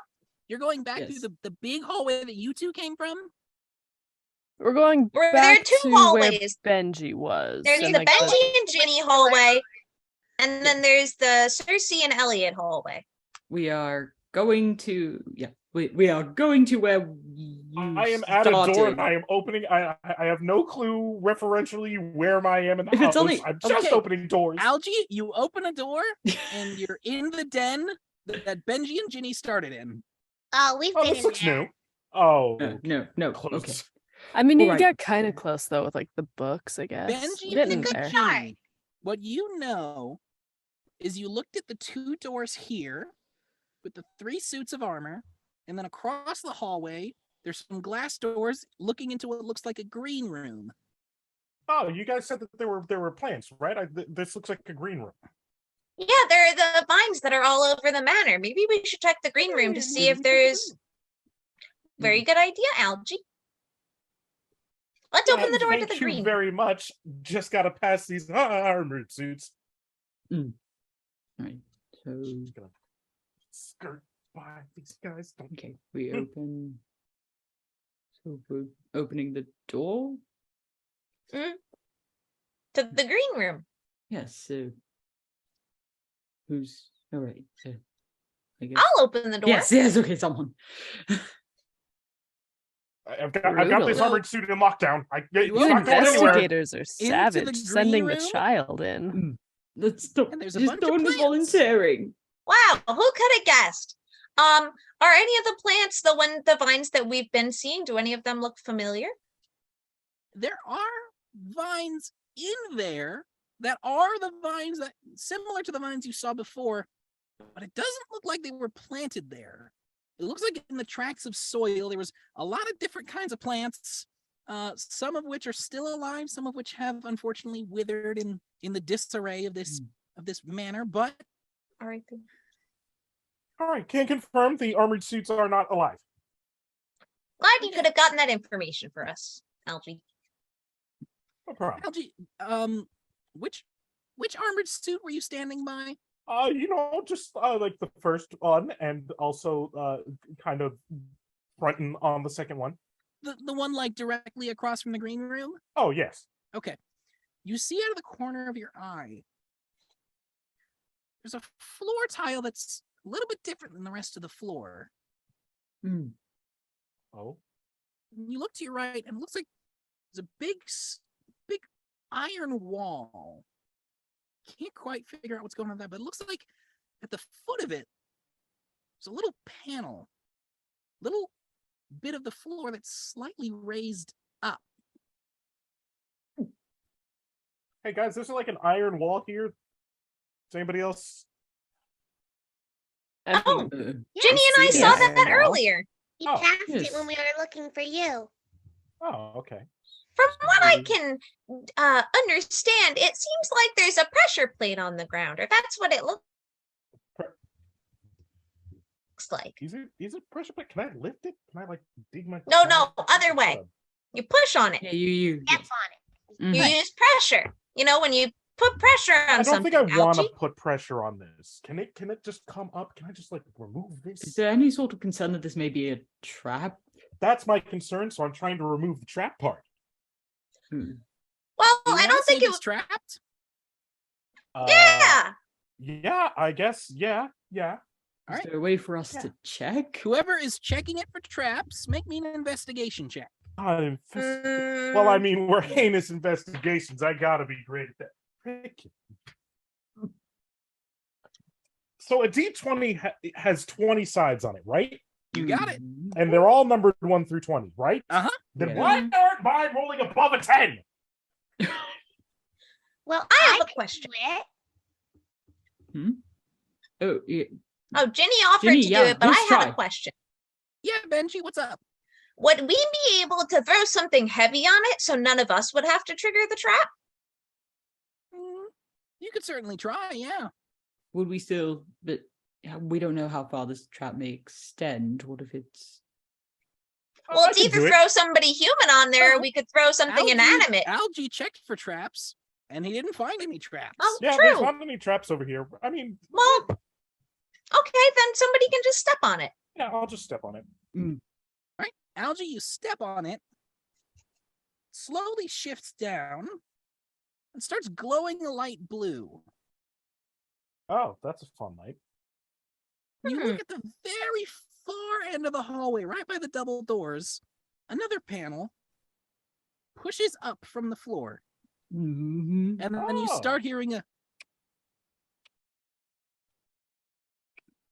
Oh. After 6 ticks with 6 seconds, the panel on the other side of the floor pushes down, and the panel you're on, the light goes out, and it starts pushing itself back up. How far away is that panel? That panel is. It's about 90 feet. All right. Hang on, I got this. I step on the plate again. It sinks. The other panel pops up in here. Frank, I'm going to use this feline agility thing here to double my movement and run over there. You got it. All of a sudden, as quick as a flash, Algie steps on the panel, it sinks, and then he runs down the hallway within a few seconds and steps on the second panel, pushing it down. This panel, like the other one, glows blue, sinks down,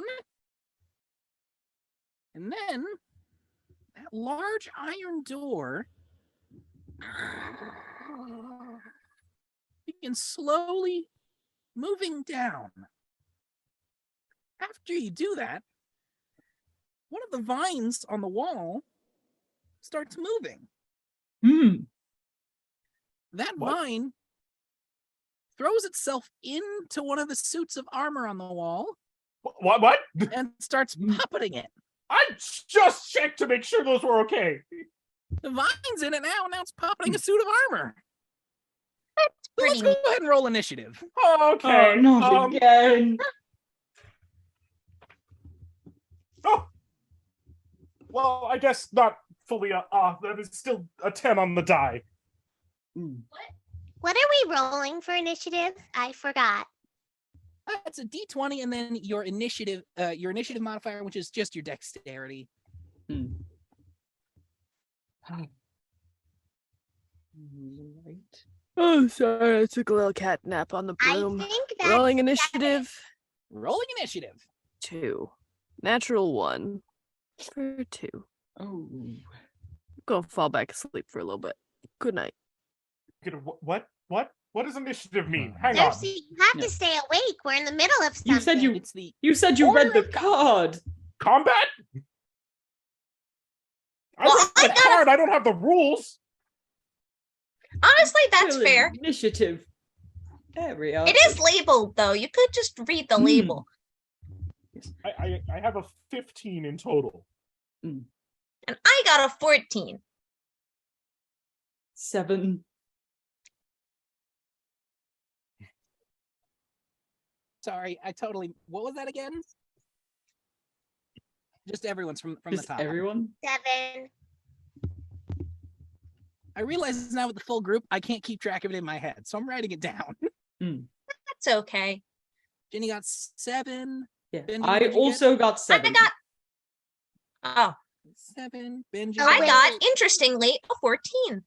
14. Do I add the plus that's in the Oh initiative? my gosh, I got the highest. Yes. Yes. Okay, so in that case, I believe it would be 10 and not 7. Oh. Okay. All right. Still the So you got highest. a 2. What am I missing? With, Oh, Algie, what'd you get? Oh, 15. Well, la-dee-da. All right, Algie, you are up first. That suit of armor Oh, that's what that means. that's closest to you is come alive and is now looking at you. Okay. Suit of armor. Suit of armor. I think I'm just gonna. I got a hand axe here. I'm gonna try and like get rid of the legs of it so it doesn't come after us. I think Sure. Make Yeah. an attack roll. an attack roll. Okay. Well, that's pretty good. 27. 27's gonna hit. Go ahead and roll damage. Okay, perfect. This is a different shape. What? I reached in for the 20. Why is this smaller? Frank, I That's for your rolled the damage. die. I got a 4. I think it's a total of 9. It's a total of 9. All right. You take that swing of the hand axe, you hit it square on the thigh, and you made a nice little dent in the armor, but it doesn't look like that leg's come off yet. I've got this slasher ability on here, and it says that if I hit somebody with a weapon that does slashing damage, they don't get to move as fast. I Awesome. believe it's 10 feet movement reduction. That leg is definitely dented, and it's going to have a little bit of trouble getting around. Okay. I have an extra attack, so I think I'm gonna do it again. All right. Okay. Now I'm rolling. Things are happening. 26 That definitely hits. for another 9 damage. All right.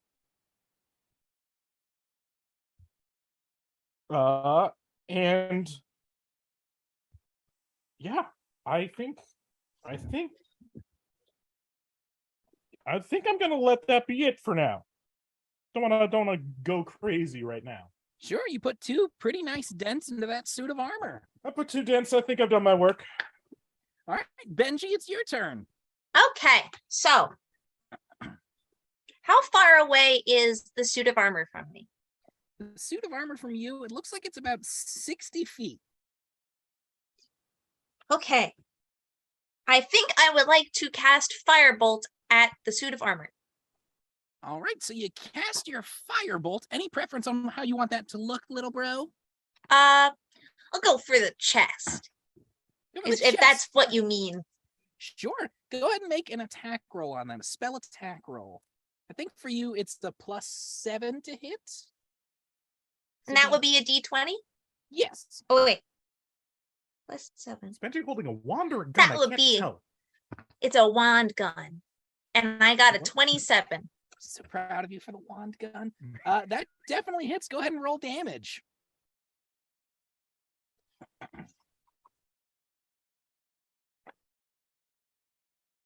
Would that would just be a normal D20 roll? That is 2d10. 2 D10s. There'll be a total of 12. 12. All right, so you hit the armor straight in the chest, scorched rays all across the armor, and you see a little bit of the fire ended up licking the vine that's in there. So the vine actually kind of pulls back a little bit and kind of sound of pain from a plant. Weird thing. The armor and the vine are not looking good right now. I don't like that. And it is the armor's turn. So, Algie, I believe. Hey, Frank, really quick, what would I need to do to convince you that the armor doesn't get a turn? Rewrite the rules of the game and this reality. Okay, fine. Alrighty, so it's gonna take a couple of slam attacks at you. Oh, slam attacks. First one is a 16. Does that hit? What am I? Armor class, right? Yep, That's a miss. that's a miss. So it takes a swing at you, and you dodgily step out of the way so quick it just can't keep up with you. Second slam attack. What was that weird movement? That's a 12 to hit, so that also misses. You're able to kind of matrix duck the second one. I'm dodging in ways I'm not familiar, but I kind of like it. This injured suit of armor just does seem to be able to keep up with you. Next up is Ginny in the initiative order. Where am I in relation to this? Did you stay by the first panel with everyone else? Yes. Yeah, then you're about 60 feet from it. Okay. Goodness gracious. There's something on here, called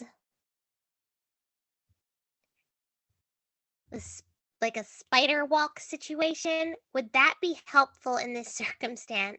So the spider walk ability lets you walk on walls and ceilings. I mean, I- the vine came down to the suit. Maybe its source is on like the ceiling. That's what I was thinking. So I want to go up. I mean, you can see that it's a vine that's coming up and it's attached to the wall, and then it came down into the suit from the wall. Okay. Can And I go up there?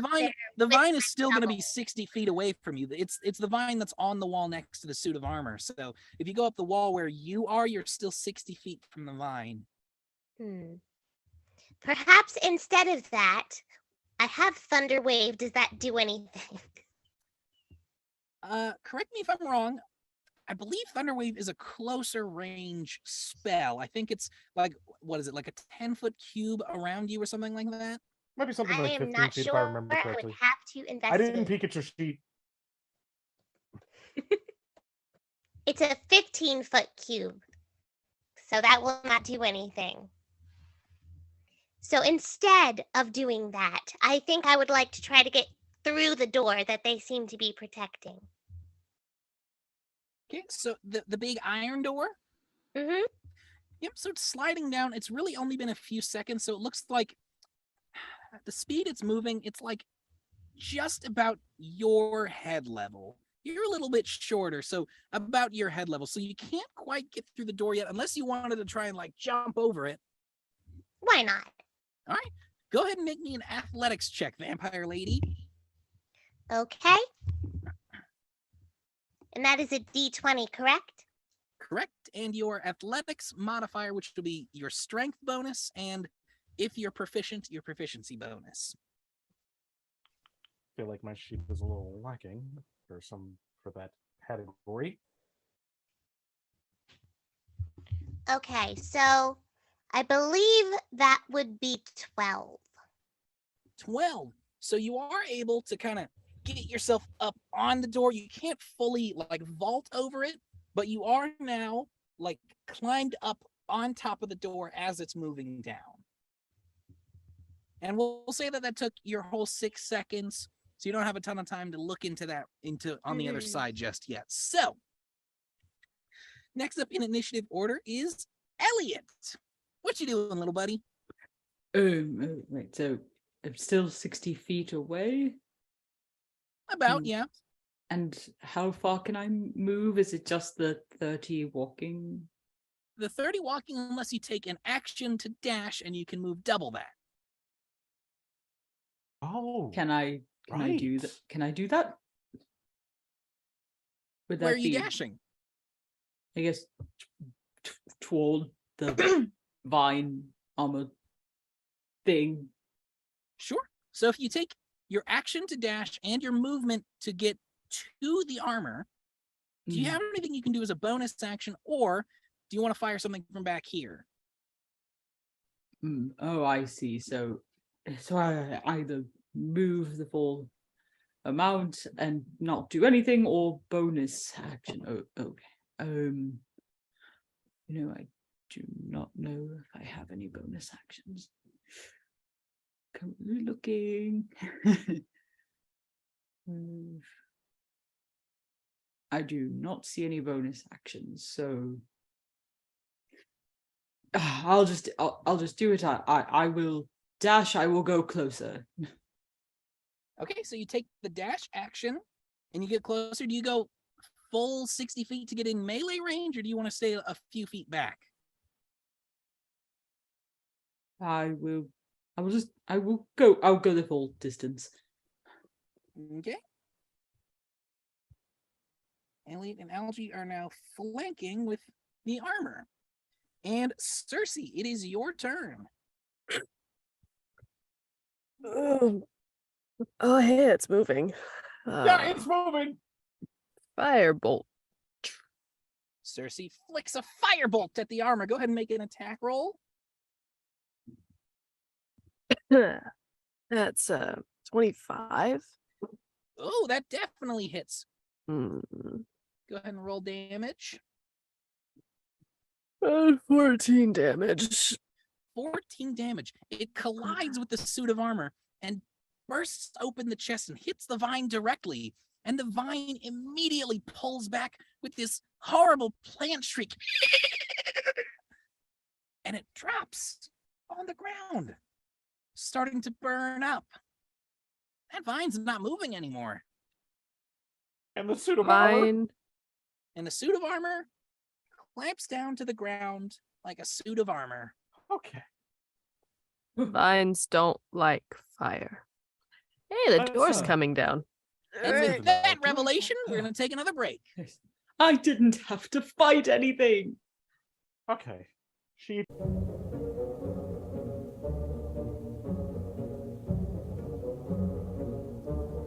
And we're back. We just defeated the armor. The iron Yes. wall is slowly lowering. Ginny, you climbed on top of the wall, so you can now look inside. What you see on the other side is, well, looks like there's a desk. Looks like there's a big bookcase. Oh. On the desk, it looks like there's an open book. It looks like some writing might be on a little pen laying on the wall. Still pretty dusty. And it looks like there's even like a cot. Like it looks like a cot for, I don't know if someone was sleeping over in this or something like that. But to your best approximation, this looks like it could be a study. I found it. I mean, we found it, but I'm looking at it. Is it the study? Yeah, and there's a bed Oh, in there. thank goodness. There's a You bed? You know what typically doesn't break through metal? What? Plants. Hmm. So iron wall, study encased inside the iron wall. He was hiding. From the plants. He tried to kill the party goers with plants. Yes. Not That too seems sure like a about that one, large jump Algie. in All right, logic. I'm going in the study. I don't. Yeah, I yes, think let's go. you have to wait. Is the door all the way down? Door is slowly Oh, okay. lowering. Oh, Takes about like 15 seconds as a whole for the door to lower. 15 seconds. Oh, So okay. should we go in there? Let's go in there. We should go in there. Circe is just, Wall? I'm just slowly floating over. Oh, because she has the broom. I'm gonna So- try and climb over this a little. All right, so you climb on in. We'll just say, for the sake of brevity, everyone ends up filing their way into the study. So you see, now on closer inspection, you see a cot. You see a bookcase, like a big bookshelf up against the wall. It's a semicircle room, and you see a large desk with a few notebooks. It looks like a notebook was open and a little pen laid beside it. That's about all that's in the room. It's a relatively small little workshop / study. It's on the cot. I have done my work for the day. All right, it's covered in dust. Ooh. Well, Bad idea. look at the book because it's open, which means somebody was writing in it and using it. Okay, so you dust off the book. The only thing you see on this particular page, the one that's open to at least, looks like it's some kind of journal. Can't quite make out the date, but it looks like it says, "The party went off fairly well. Everyone seemed in high spirits. I had to leave early as I had this business to attend to. Hopefully tonight it works.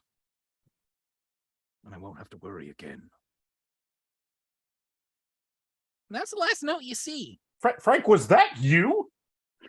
You heard it in your head. Okay. That. So what is it? Well, I Could be. mean, from what we figured out, it looks like he was trying to figure out whoever this guy was, knew about the vines, was trying to get rid of said vines. mhm. Maybe he was. But we don't know sacrificing people why with the them. vines are here to begin with. Maybe he was dang it. Maybe he was sacrificing people to this plant. I don't know. Yeah, you know. Would I be able to Said- look at another page in this journal? Maybe flip through it until something more substantial. Want to look through just Shows like up. the whole thing real quick? Yes. All right, go ahead. Well, actually, no need to roll for this. It's all kind of just written out. So you can pick up from the book that this was made by the Lord of the House, Lord de Candelet, and you see he talks a little bit about. The journal starts with him losing his wife to a disease. You see, he too also ended up contracting this plague. And he began researching botany and herbology. He was fascinated by the life cycle of plants and how, through the spreading of seed, it's almost as if plants reincarnate in some ways. He had his thoughts about it. It looked like he was proficient in alchemy, and obviously botany and herbology. You see a lot of technical terms. Some you recognize immediately, some you might not quite fully get. And you see that he starts keeping a log of experiments. Nothing too huge. You'll just see a few things here and there. Something that says, "It took to the chemistry well," or "It stays away from the fire." Keeps going and going about this development of this plant, this particular plant that he's been working on. One interesting thing catches your eye. It's this passage where he talks about a breakthrough with the plant. Essentially, he was able to take these vines that you see, this kind of plant that grows without sunshine, grows in damp, dark places, and was able to make it almost sentient. Almost as if it had a mind of its own. And then you see him ponder.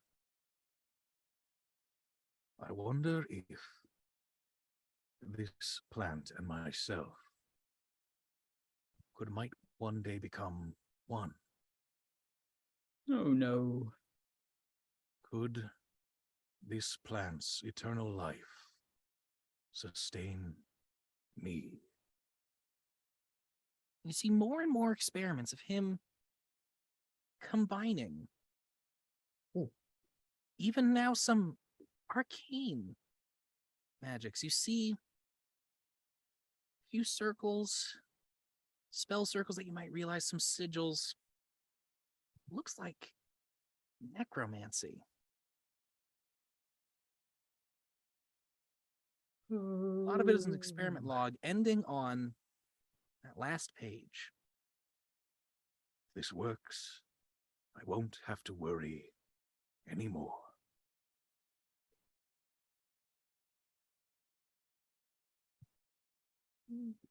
Well, that was. Sorry, I toned out for a lot of that. He's having some necromancy with the plant. Necromancy. Is Jeez. the plant now? That Well- would be the implication.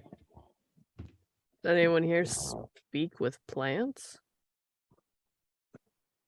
No. No. Necromancy to a certain degree, apparently, for me, but no plants. Doctor, when we were down with those skeletons, when they got closer, could you figure out, did you see anything on how they might have died? I would need to. Elliot, go ahead and make call that. go ahead and make a retroactive medicine check real quick. Yeah. That was Jess, not Elliot. Yeah. My nose is bleeding again. What's happening? Sorry. Get used to it after a while. Don't worry about it. Did you see a Uh-oh. hot anime, babe? Well, that was The other nurse was That going, was- uh-oh. that was odd. All right. Let me see this. This is a medicine check. Oh yes, I remember. I am very proficient in that, in all respects. 25. 5. So it's a little tough to tell with just skeletons when there's not really like organs to examine, but with the bones themselves, you could tell that a few of them did have what looked like trauma around the spinal area, particularly the neck. It looks like necks might have been snapped. There was some loose plant material Oh, in that room, but it didn't look like the vines itself were crawling into the room. So you don't quite know if the plant killed these people or if they were injured and fled from it. So why did Could they be have possible. It could be possible that maybe these folks were just trapped. Maybe they starved to death. Can't quite tell with just skeletons. It looks like there was definitely some injury, but death is dubious at best from those injuries. So why did they have the key to the gate? That would have let them out. Felt like the key was on the wrong side there.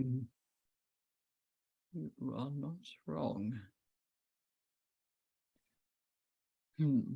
Elliot, on Well- the desk, you see one more little note. It looks like this wasn't a part of the journal. It looks like this was just a piece of paper that he wrote down on there. they locked themselves in? Looked like this disease, it made Lord de Candelal a little hard to remember stuff. It was some sort of disease that was affecting his brain, which is why he wrote such detailed logs. And you could see a little note on the desk that says, Remember, through Ives and Roe, we find the path.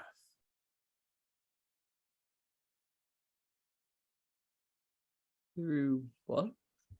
Sorry, Frank, can we get a replay on that? yeah, Ives and Roe. through Ives and Roe, we find the path. Is that ringing any bells to anybody? Not Ivy? That's what I was thinking. Ives is another way to say ivy, and I don't think he's talking about roe like fish eggs. So there must be a different situation here. A hedgerow, maybe? And you could certainly find a path through different types of plants like that. Whoever is I really wish Miss Liza proficient- were here. Whoever is proficient in history, go ahead and roll me a history check.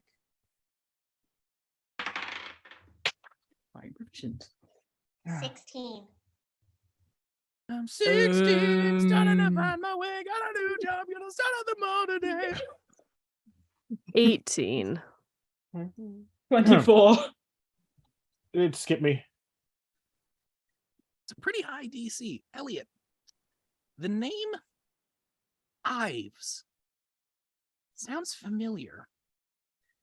It was a peculiarly named botanist whose name happened to be similar to a plant.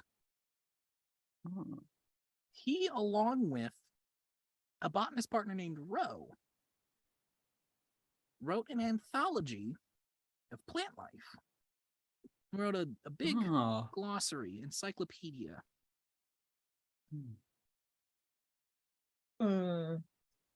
So You guys said you found bookcases, right? Yes, I was just thinking I was- maybe that well, that there's also- anthology, that encyclopedia is up There in was the tons of bedroom. well, books there. could we try looking in here first? There's there books in here. So True. Yeah, why not Is- take around? Big bookcase up against the wall. yes, could we? Anything by Ives or Roe? Ives and Roe. Ives and Roe, what? Yes. Both last names. Make just a quick investigation check. Not all books have their title printed on the spine. You might have to do a little bit of digging for this. I'd have to pull it off the shelf. I rolled a 23. A 23. 19. 19. So, Elliot and Benji, as you two are looking through the bookshelf, you're kind of going in reverse order. It doesn't really look like this is sorted alphabetically. It's not quite whatever passes as the Dewey Decimal System here, because the Dewey Decimal System isn't a very good system. Yeah, tell It's him. doing its best. It's Deweying its best. It should Dewey better. I agree. I just Anyway. want to make a pun. You go through the books. From the top shelf to the bottom, it looks like get down to the very last book. You cover off the dust a little bit, and sure enough, you see on the little bottom of the cover, little in gold inlay letters, a very fancy I and R. Oh, we found it. Now pull So- the book out. Yes. You pull the book out, and once you do, you hear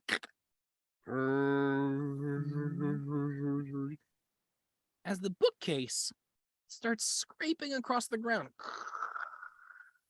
To the right, where you see a segment of the wall is gone. Hey, You see secret a passage behind a secret Small passage. metal box. Hmm. Like a container of sorts, like an elevator. It looks like an elevator. Creepy elevator. We should see where it goes. You go in. Should I go inside? Oh yeah. Maybe someone else should go first. The elevator is big enough to I fit can go. everybody. Why don't we all go? Well then, let's all go. Get on the Yeah. elevator. You see a small handle right by the entranceway. I pull it. You pull it. Yeah, I pull it. No thoughts, just pull. No thoughts, just pull. That's You start hearing a tenacity. as it sounds like something is firing back up. And with a jolt, the elevator starts moving down. It's not a smooth ride. Hasn't run in a little while. Definitely a little. would really suck to get ambushed by vines right now. You accompanied. So you're going down the elevator. Takes about 30 seconds. And you're still going. Lower. Lower. I don't Oh. like it. This is very low. Till finally stops at the bottom. And you see behind you, on the other side, it's very, very dark in here. Can't quite make out the details, but it looks like there's a pathway. Not with any cobblestone or iron or anything. It's just dirt. It just kind of leads off in a direction. Looks like you're in a tunnel, basically. Frank, how much can I see? I have dark vision. Yeah, Oh, with right. dark- I have also dark have vision, too. dark vision. Yeah. So with your dark vision, I believe for all of you, it's about 60 feet. Yeah, so you can see as if this was like kind of low light. So it's still pretty tough to make out fine details, but you can see there are large things that look like the vines you encountered earlier. Yeah, there is kind of like also an old-timey filter on my vision. I don't huh. Yeah, Is there? the vines I don't have look the green down here. I have the light cantrip. Would that help things at all? Yeah, you can cast light on an object. Basically works like a flashlight. Let's try that. All right. So you light up and you can see, sure enough, those vines Oh. are green.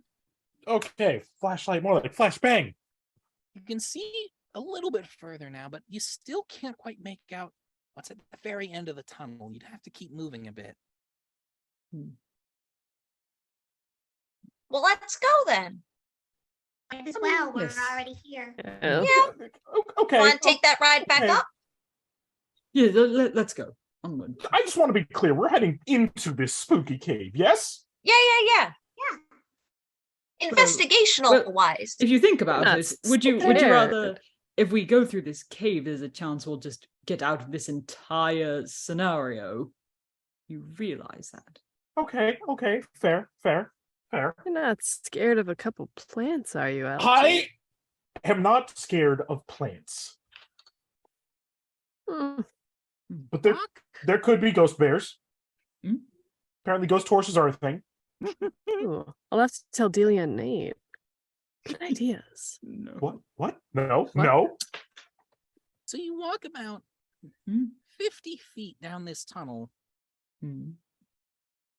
and you stop for just a second when you see about 20 feet ahead of you, the tunnel ends. Hmm.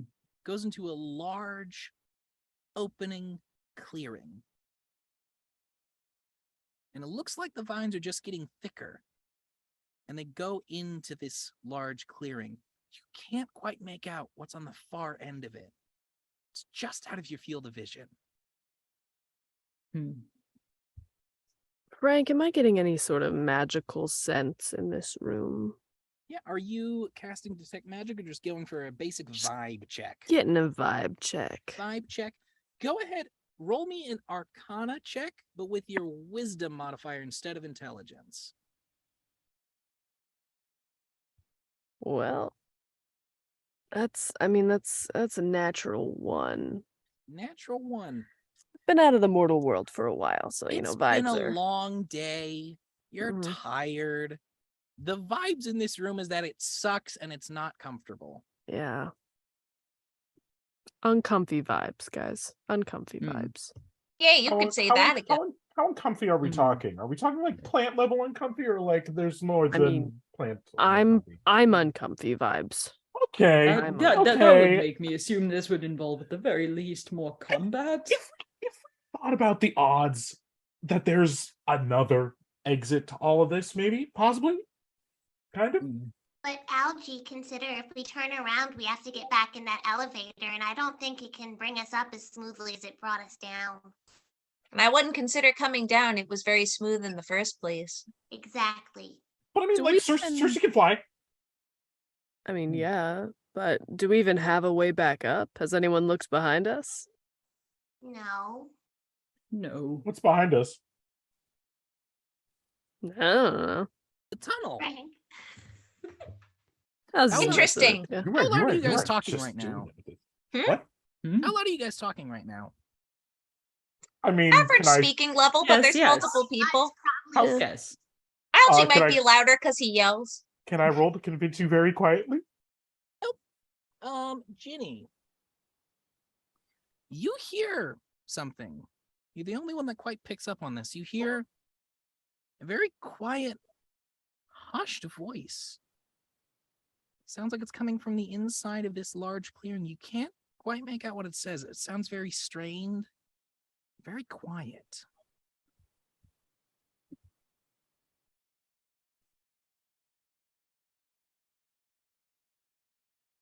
I Jenny, think someone stole your voice. Yeah, that was super weird. I want to go closer to see if I can hear it. Move a little bit closer. How much closer? Like 10, 15 feet? Sure. Go ahead and make a perception check with advantage because you're really trying to listen for this. I just rolled a nat 20, and Oh, yeah. I think my perception is 8, so that would be 28, and I don't know what my bonus is, but It's a I think I'm in a fantastic good. roll. It's a great roll is what it is. Great job. So with a 28 perception check, you can hear very clearly a quiet, hushed voice say from the very back of the room, Who's there? Who are you? Virginia Kelly and friends. Virginia Kelly. Ginny, are you hearing something? There's someone here. They're asking who we are, so I was just telling them. Are they a ghost? Do they sound like they need help?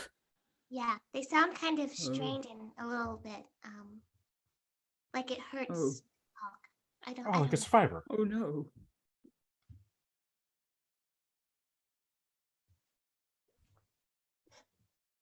Gio, I don't think we can hear you. This is Jess talking. Virginia Kelly, help me.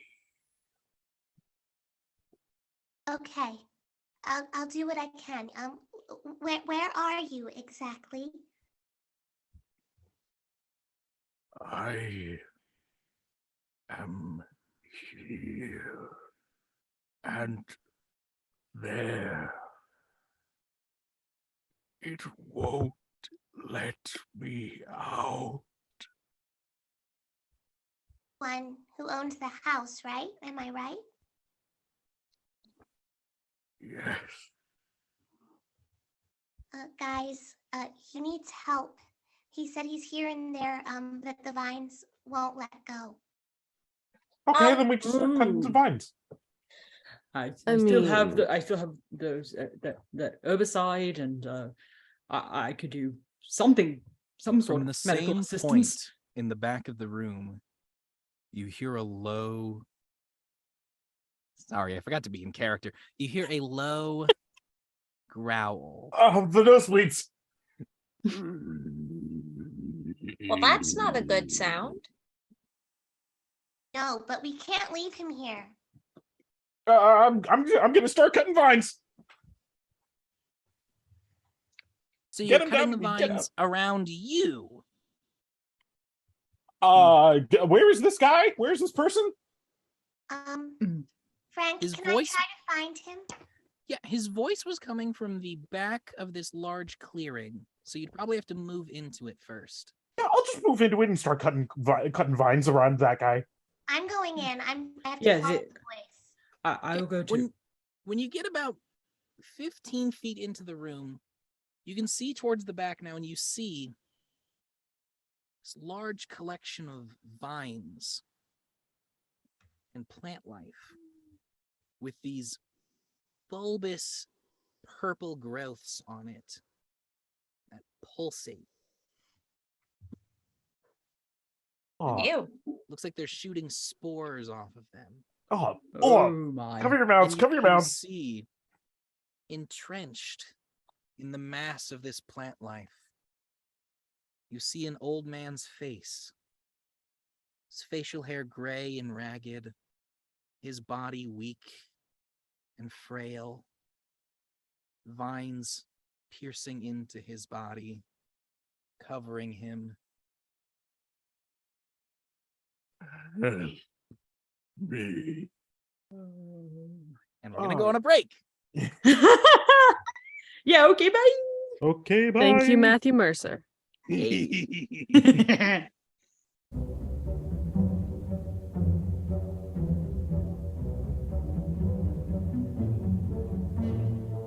So, as you hear this cry for help from the lord of the house in the back of this clearing, you see the plant life start to shake angrily. You see large tendrils of plant life start springing up around you. You hear the plant cry out. Ah, I need you all to roll initiative. okay. Why must the plant cry? Plants don't have voice boxes, so I'm not quite sure how it's making this sound. That is a 6. That is a 3 plus the 3 initiative. Well, you see, when the water in a plant, right? Oh, Okay. I have been told that sometimes just a random arbitrary answer is the best way to go with some of these to explain these things. What are people getting for their initiatives? 6. 6, 4 for Elliot. 4. A little bit more awake this time. Got a 14. Had a I nice got a- cat nap. I got a 10. 14. 10 for Benji. I'm a little more awake this time as well. I got a nice little 22. Ooh. Scared does you good, Algie. Yeah. Let's see if it comes at the end. So, Algie, you actually have first initiative in this. Okay. I've been saving up for this exact moment, kind of, sort of. How many of these creatures are there? So right now you currently see there's the one central plant at the very back. And along the way, it looks like there are, how many did I put here? About a dozen little vines. Oh. Okay. How far away are these little vines? I think I'm gonna take care of the little vines. There's a whole lot leading the way to the main plant. The nearest ones for you guys, since you just entered, are about 15 feet, and then they're spread out over the next 20 feet. And then it's the main plant at about 25 feet back from that, which is about 40 feet from you. Okay, perfect. I am going to run up to the closest one, and I'm gonna hit it. I'm gonna hit it with my claws. Cool. Okay, maybe I won't. That's 16. 16 hits. Okay, perfect. Come on, baby, come on. Okay, there we go. That is 11 slashing damage. 11 slashing damage. You slice that vine with your claws and you cut clean through it. That vine's gone. Perfect. I move on to the next one. We're gonna try the same thing. Okay, maybe not. 14? 14 hits. Okay. Okay, 9 slashing. 9 slashing. You slice and you just don't quite make it through. It's just barely hanging on by a thread there. That's fine. I'm gonna use a key point, stunning strike. Stunning strike. All right. Is that a con save or a wisdom save? It has to make a constitution saving throw.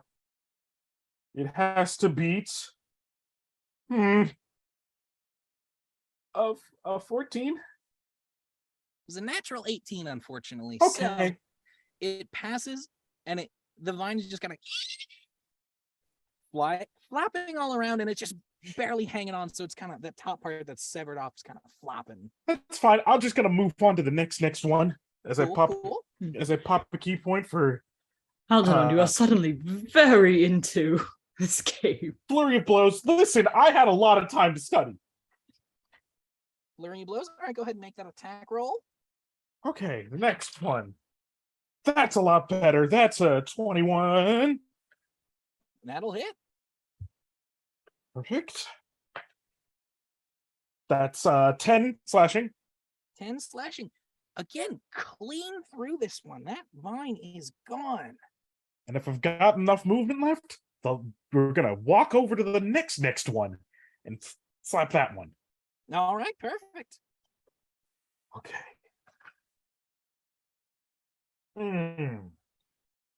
15 to hit. 15 still hits. You notice these vines are just, it looks like they're thrown up as a last defense and not really as strong of an offense. Yeah. 7 slashing damage. 7 slashing damage. You cut through this one, don't quite make it all the way through, but it's definitely hurt. Another stunning strike. Another stunning strike. All right. Constitution saving throw. It's an 11 and plus 0, so 11. That doesn't save. All right. That vine is now stunned. After it hits, it starts recoiling back, and then it suddenly tenses up, and it's not able to move. Okay, I think I can take care of these vines. All right. Is that your whole turn? Yeah, that'd be my whole turn, yeah. Okay.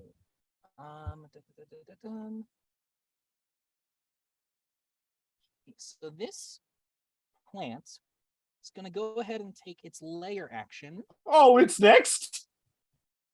Its layer is... What? So you see now, spread out amongst the area, you see 5 new vines pop up, spread out in that same general area. Okay. They're all still confined to about that same 20-foot radius area in the middle of the room. So after Algae took out 2, 5 more came in, 2 of them are injured. So now we're down to 15. Okay, maybe I can't take care of all of these vines. Down to. No, up to. Down to up to sideways to 15. Next up in the initiative order, we have Circe. Yeah, this feels like a lot. I'm gonna bring out Ryotra. And I will pull out the dragon coin and summon Draconic Spirit. All right. What? So all of a sudden, Circe flicks this dragon coin into the air.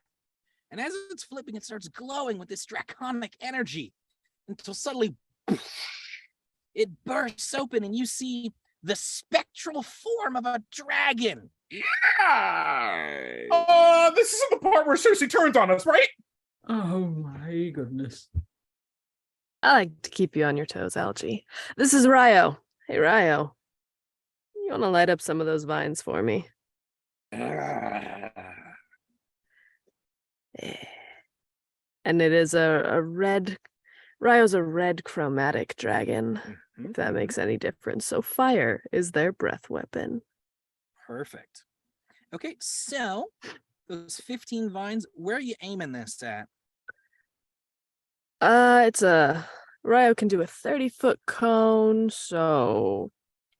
as many as can hit without... I guess we'll avoid Algae. Okay. I'd say there's a pretty good shot that you could, if you stand to kind of the northern part of the cave, you could probably hit about half of the vines and maybe even scrape the main plant. Let's do it. Let's see it, Ryo. So what And those are save we got? dexterity saving throws. All dexterity. Okay. We'll just do the main plant first because it's a big guy. Natural 20. Unfortunate. And then we'll round up. We'll say 8. So 8 of these vines are going to roll theirs. That is 3 failures. Another 3 failures, one of which is a natural 1. What's the save to meet? 16. They all fail. 2 of them with a natural 1. Let's Go ahead and roll damage. It'll be half damage on the main plant. That'll be 9 points of fire damage. 9 points of fire damage. Mm-hmm. So you see the 2 that Algae injured are now completely gone. You see 6 more of them are now grievously injured. They are barely holding. Wait, it's fire damage, right? Mm-hmm. Nope, never mind. They're gone. 1, 2, 3, 4. All of the small vines you hit are completely gone. The main plant did take half damage, but full damage. How many are left?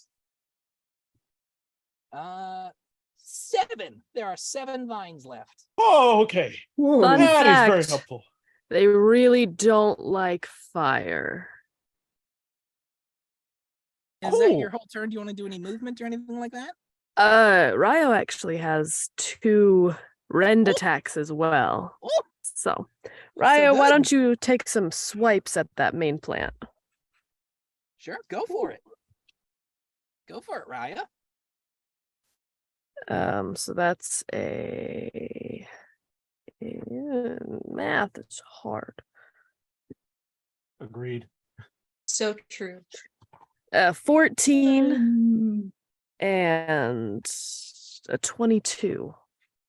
14 is gonna miss, but the other one will hit. So as Raya comes in with those rending claw attacks, the first one, as she's swiping, a new larger vine kind of just barely blocks it from the main body of the plant, and the second swipe cleans through it for how much damage? That'll be 8 plus 5, which is 13.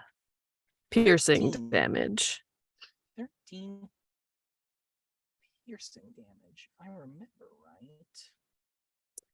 And I am going to kick up on my broom and just go hang out right around Raya's head, or Ryo's head. Okay.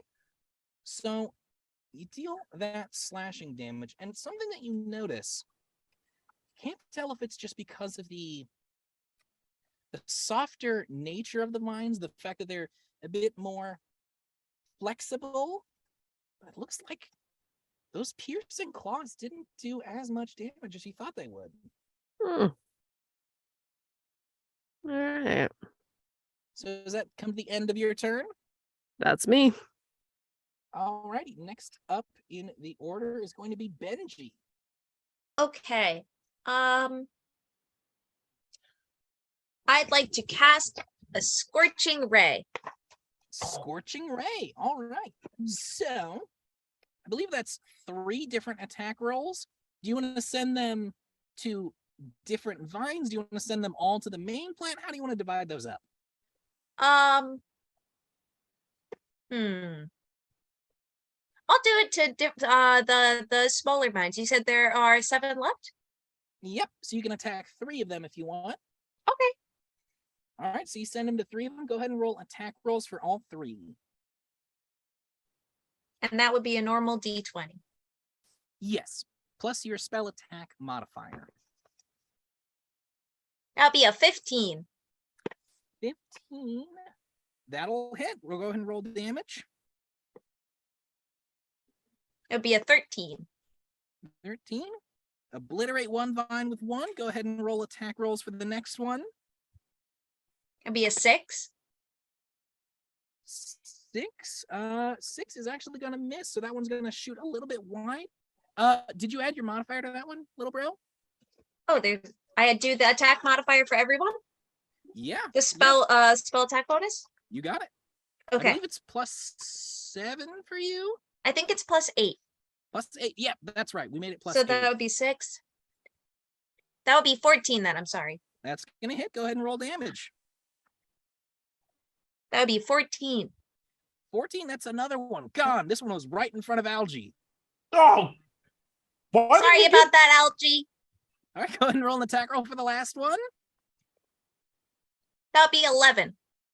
11 will also hit. Go ahead and roll damage. That'll be 10. 10. Another one. Gone. You just took out 3 vines and 3 hits. You know what? I'm not going to complain. 4 vines left. Benji, any bonus actions, any movement you want to do?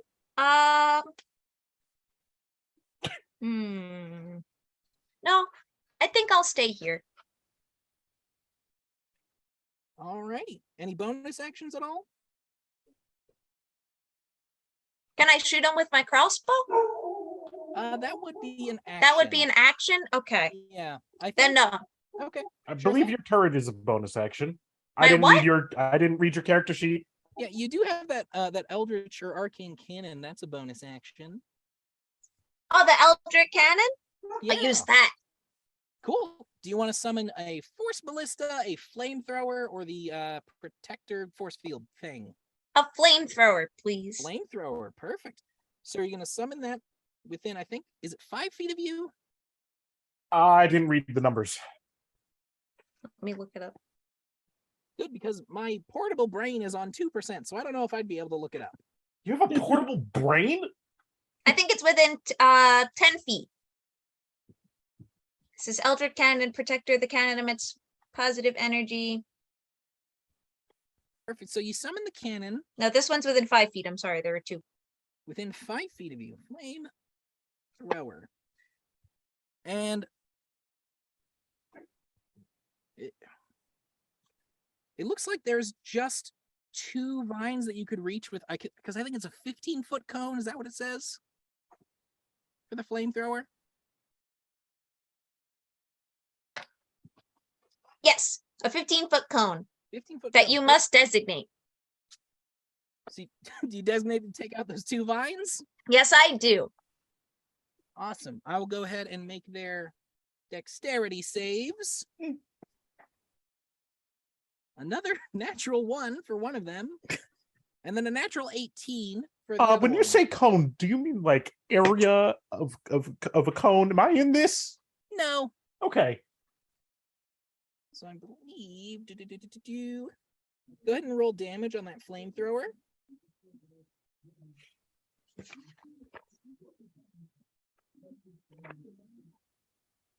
It was a 16. Okay, so the one that succeeded is going to take half damage. The one that failed is going to take full damage. So that one is gone, completely burned up, and the other one is pretty darn close to gone. Okay, so that's your action and your bonus action. Any movement you want to do now that you've done that?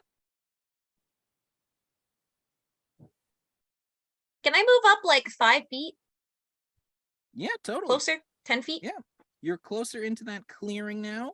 There's 2 vines that are kind of in like the southwest corner that you guys haven't been paying too much attention to, but they're still ready to defend the main plant. Okay. After Benji's turn, it is now the zombie tree's turn. The what? You see 2 large vines, bigger than any of the ones you've seen so far, come out of this large mass of plant energy. Plant mass, I guess, not really energy. It's going to swing at Algie. You're the closest. Oh, well, that I am. This is going to be what's the plus on this? Oh, yikes. It's a 23 to hit. Okay, yeah, that'll hit. Okay, so will it though? I'm gonna cast some silvery barbs. silvery barbs. Remind me what that does again. Silvery barbs makes you re-roll, and I believe you have to take the new one. Silvery to take- barbs. I'm gonna just kind of nudge Ryo, who gives a nice growl. You gotta re-roll that d20. Sure thing. It's a 30 to hit. Oh, Oh, well, hey Algie, here's a little boost for you. Sorry about that. You now Thank have you. advantage on your next attack roll ability check or saving throw. oh, okay. Yeah, I can tank this 30 for that. Yeah. Fine hits you. You take 13 points of bludgeoning damage, Okay. and you are now grappled. Oh, fun. As you are grappled, you are also restrained. Oh, great. And now it has its second tentacle attack. Mm-hmm.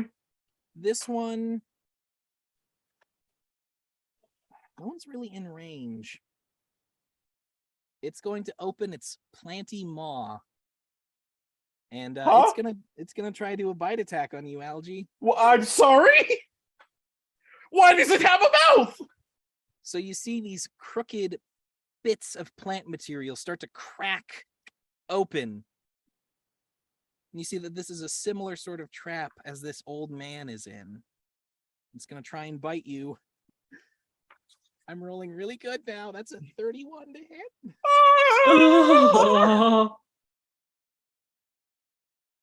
So you are going to take 19 piercing damage. Oh!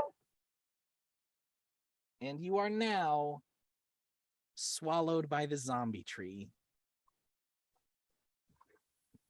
So you are blind and restrained. I'm blinded. I did not sign up for this.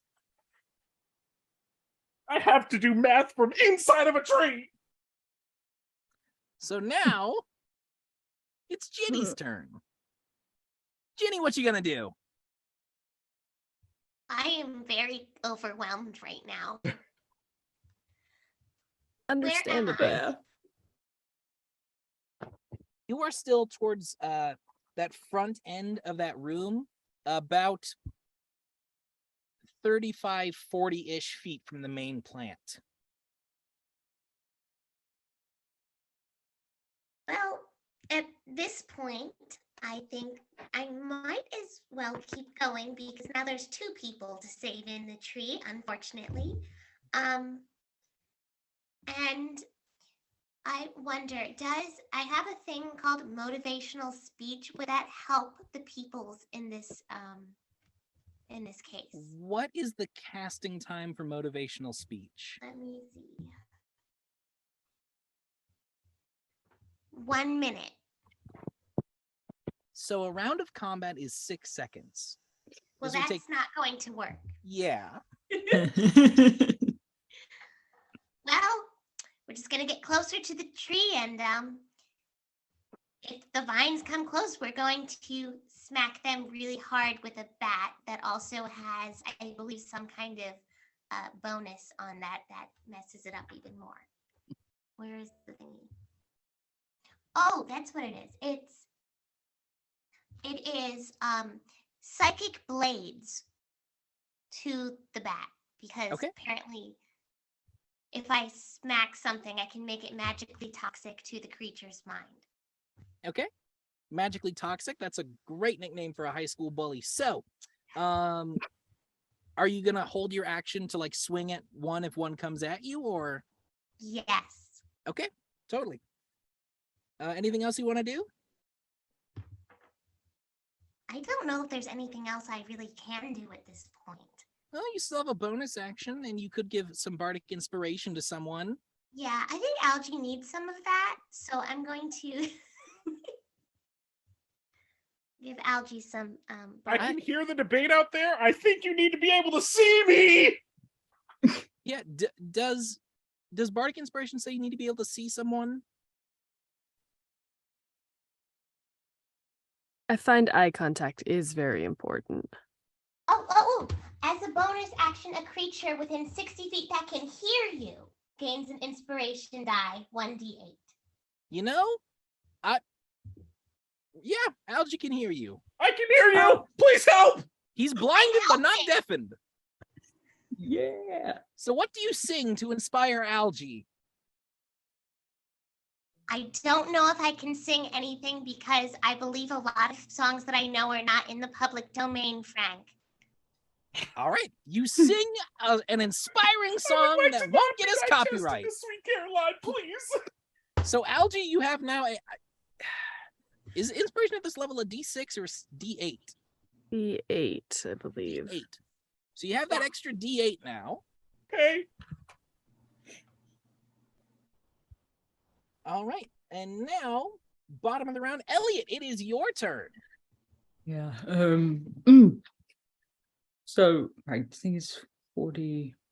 Okay, I think so. How far away are the smaller vines? And I know that the main plant is 40 feet. So I'm just trying to see how I'm going to move. Those last 2 little vines are about 30 feet from you. They're about 5-10 feet away from the main tree. Okay. All right. So I'm going to move toward the vines, and I don't know why I have this morbid curiosity. I need to see if this actually works. I'm going to use a spiritual weapon. Okay. Cast that as a bonus action. Gonna attack one of these things.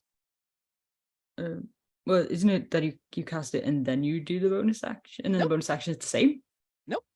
Oh. It is a bonus action to cast. Oh, it is a bonus action. And then it's a bonus action every time you want to use it. Got it. Okay, so I'm going to cast that as a bonus action. So now how does this work? Yeah, go ahead and make a spell attack roll on that.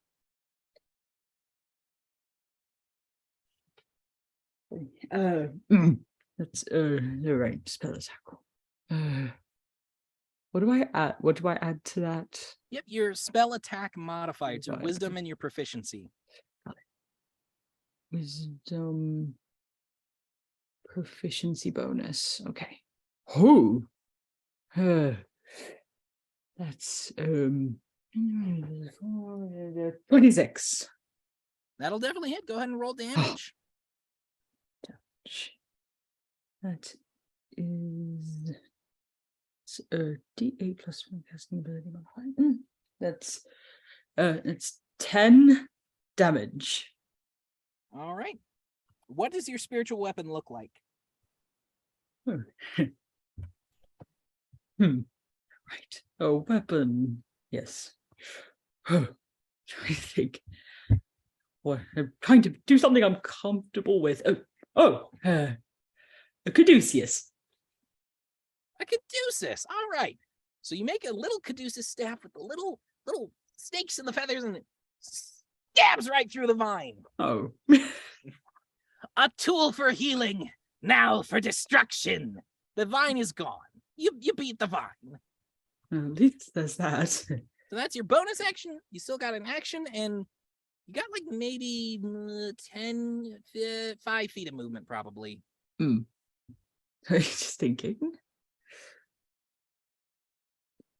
I think I'm going to. Okay. Would I be able to? So I can cast another spell. So I guess is that. You can cast a cantrip, but not another spell with a spell slot. Got it. Cantrip. I will do that then. I will use Sacred Flame. I suppose on the other vine. On the other vine? All right. I'll go ahead and make that dexterity check. Natural 20. Oh. Well. I really don't like this tree. So the bendy plant kind of swoops out of the way. It looks like it's very scared of that radiant power. Anything else you want to do, buddy? Maybe I could move closer to the large plant that actually nope actually move. Can I move a little bit further away? Actually, I know you're there, Algernon. I'm trying to figure this out. Yep, we'll move you back a little bit.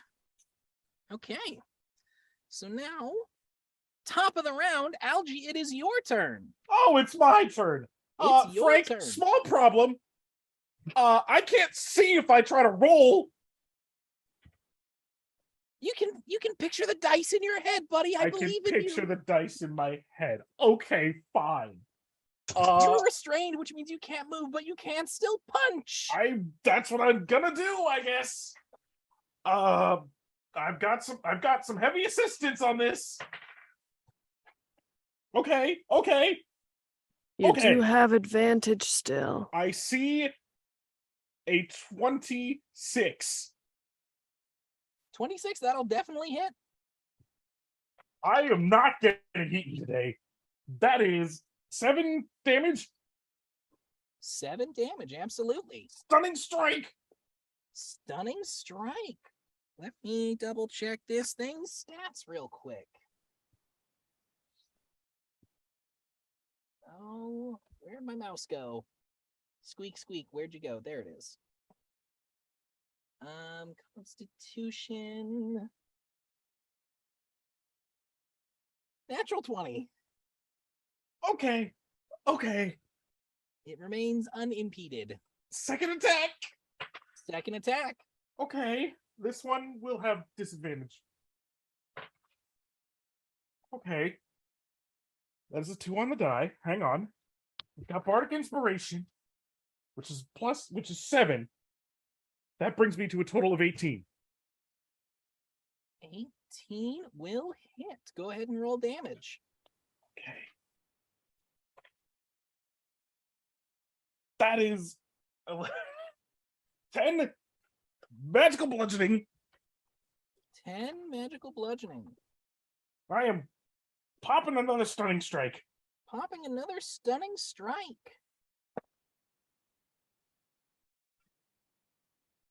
That is going to be a 14. 14 is the DC. Oh, it just makes it. It just makes it. bonus action drink a healing potion? Totally, I'll allow it.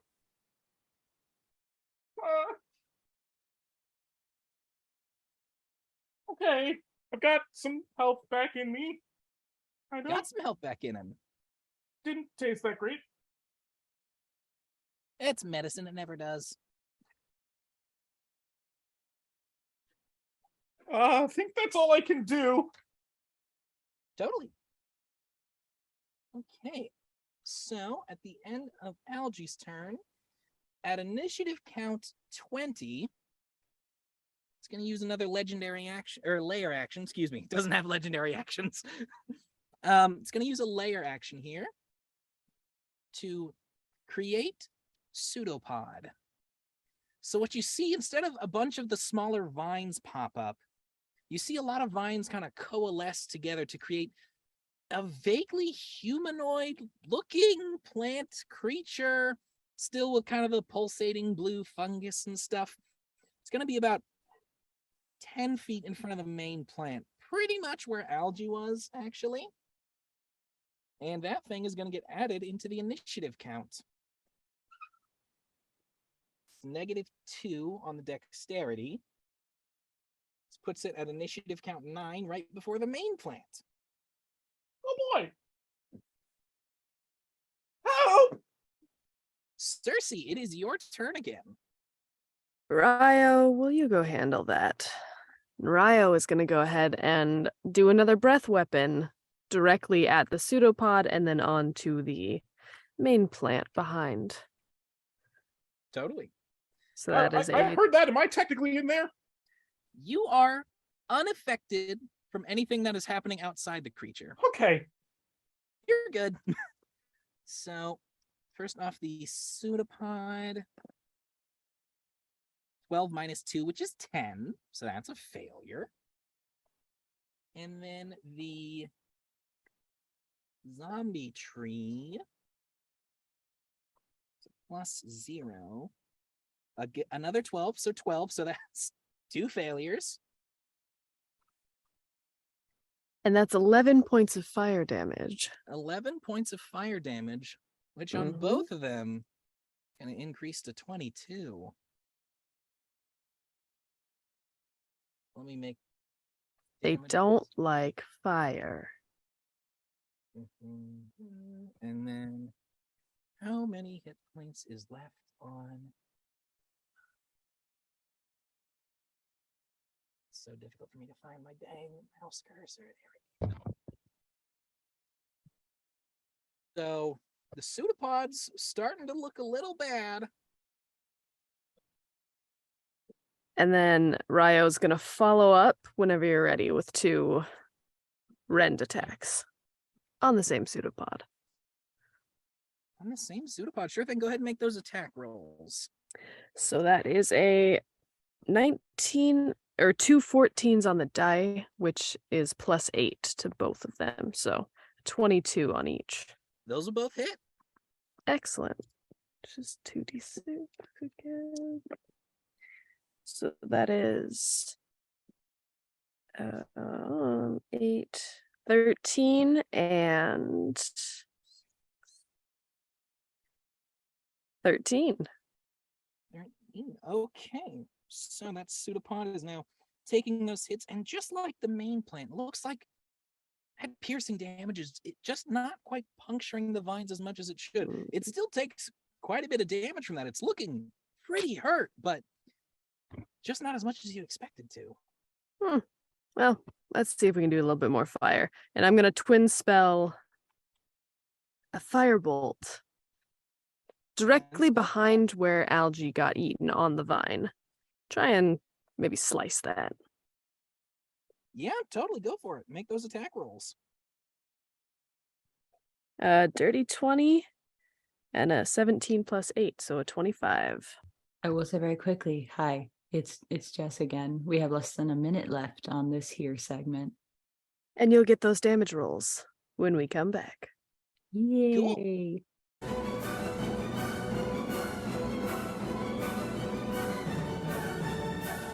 All right, so Dirty 20 and the, what was it, 23, 24 25. 25. Those definitely both hit. Go ahead and roll damage. That'll be 10 and 17 fire damage 10 on and both. 17. And you were aiming for like the main plant and the pseudopod now, yeah? Trying to sever whatever is holding Algernon. Algernon is in the plant right now. Oh, then yeah, one of Okay. those. Totally. So, that damage and the vulnerability. I can't believe I'm still being eaten. Okay, that does big damage to both. In fact, as it hits the pseudopod, it crumbles away and burns up. That thing wasn't very durable. Go figure. Not to fire, at least. All right, anything else you want to do with your turn, Circe? No, I'm just gonna hang out on my broom, stay flying up above. Totally. All right, Benji, it is now your turn. Excuse me, little doggy. I have to do D&D now. I have a There's a guest. dog in here? What? I have a guest. You can't see her. She's below vision line. Did you make your turn a dog? Is that what's happening out there? No. Shh. Don't worry. I got it, Thanks. Algie. Don't worry. Can Benji see through too? And you didn't tell me? Think, Mark. Think. Hold on. I have to use the little computer in my brain for a second. Okay, I'm going to cast Firebolt. Firebolt? All right, go ahead and make an attack roll. Be a 7. Plus your... Oh, 8. yes. 15. 15. 15 is actually unfortunately gonna miss. Looks like it just kind of bounces off one of the vines, just hits the back wall there. Dang it. Sorry, little bro. It happens. If you want, I think you can still move your cannon to fire a flamethrower at the main plant. Yeah. Yes. I'll do that. I'll Yeah, use you my will. Eldritch Cannon and the flamethrower. Because it's All right. cool and it works. Go ahead and roll that damage. I'll roll the dexterity saving throw. I'll hold the uvula slate. It's distracted. I just need to find it. The uvula? Is that what you said, Algie? Yes? I rolled a 14. All right.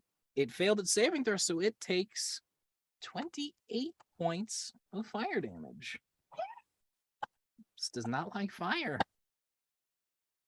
The plant is starting to look rough. Hey, man, you're taking a lot of damage. Would you happen to want to spit me out? I might be distracting you. Benji, is there anything else you want to do with your turn?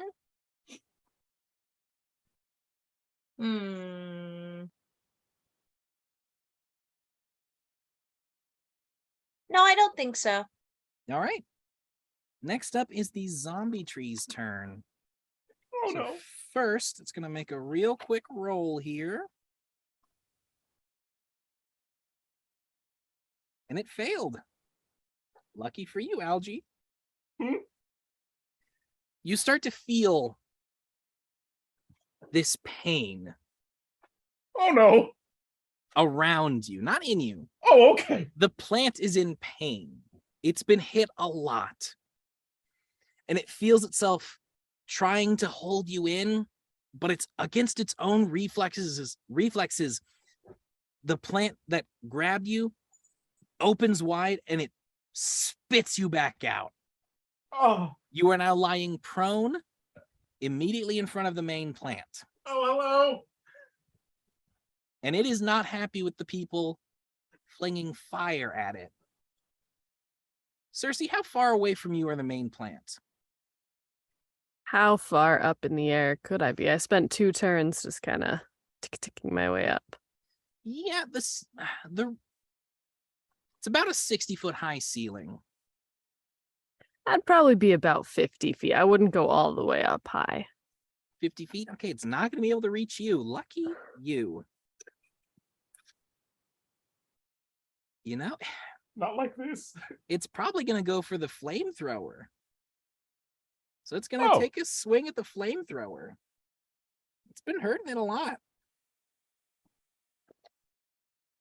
How's your fire dog looking? If it makes any difference, Ryo is also right in front of the plant after taking swipes at it. Oh, that's right. No, this is attacking Ryo then. Never mind that. Yeah. That's a 24 to hit. 24. I believe does hit. Yes, it does. Okay. This thing's gonna slap out at. And what size is Ryo?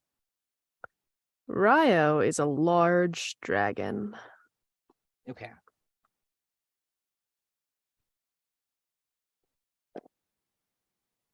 Ryo is going to take 15 points of bludgeoning damage, and they are now grappled. All right. And seeing this thing as just a big threat, it's actually just going to use its second vine attack on it at advantage.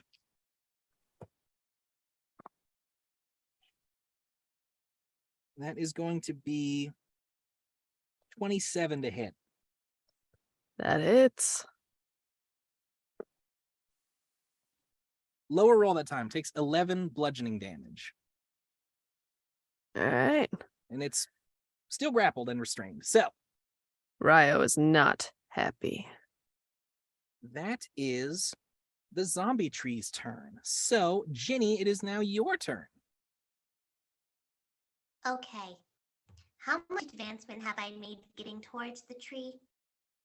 How much movement did you make last turn? You didn't really say, you just said you moved up. I It was- probably go for the maximum because I was trying to get to the guy that's in the tree and also Algae, who is also. Okay. Cool. So you're about 10 feet away from the tree now. Okay.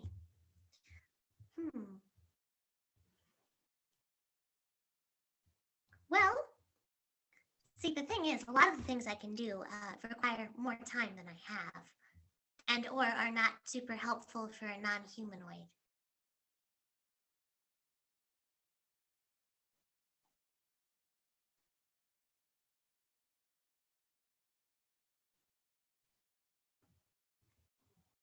I will get closer and try to approach Algae because from what I understand, he is very pathetically laying at the base of a tree right now, and I think he needs some help.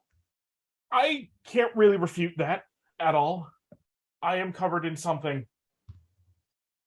Okay. If there was a way I could get to Algae and then do some cure wounds on him because I think he's probably still in like not so decent shape. Yeah, absolutely. You can do that. What level are you casting Cure Wounds at? I think it's either 1 or 2, but I do not remember because that's in the notebook that I Well, no, left up. it's a level 1 spell, but you can upcast it, is what I'm saying. Oh. For more healing. You know what? Just hit him with some health. What So, level? I don't. What's a good 7's a nice number. Okay, so we're gonna cast it a level 1 spell. Go ahead and roll a d8 and add your charisma modifier. Okay. D8. That's this pointy little gentleman, correct? You got it. D8 plus charisma.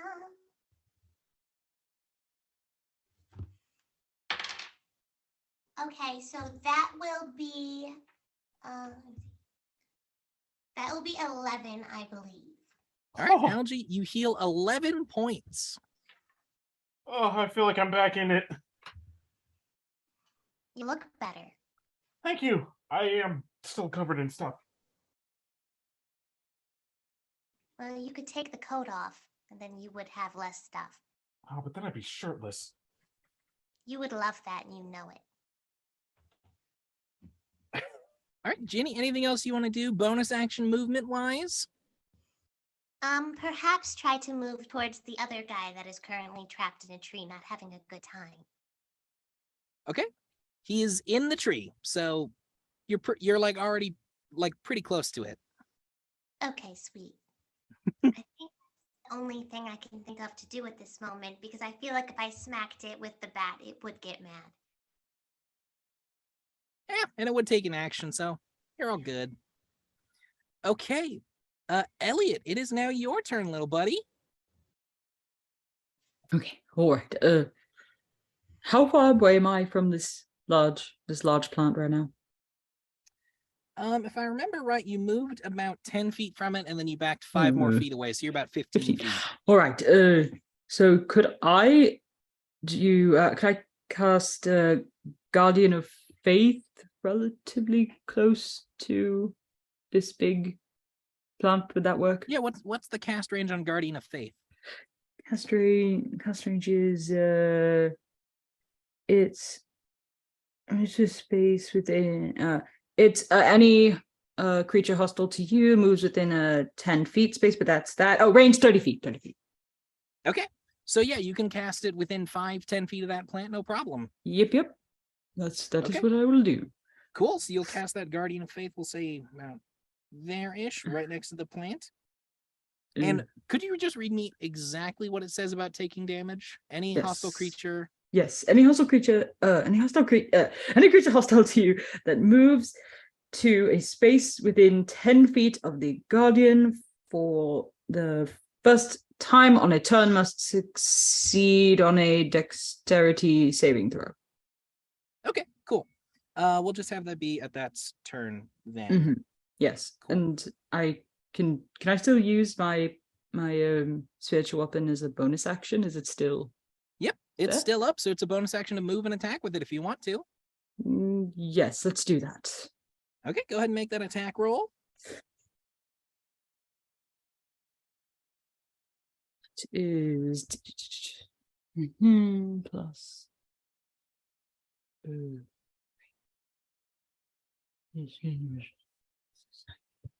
25. That'll definitely hit. Go ahead and roll damage.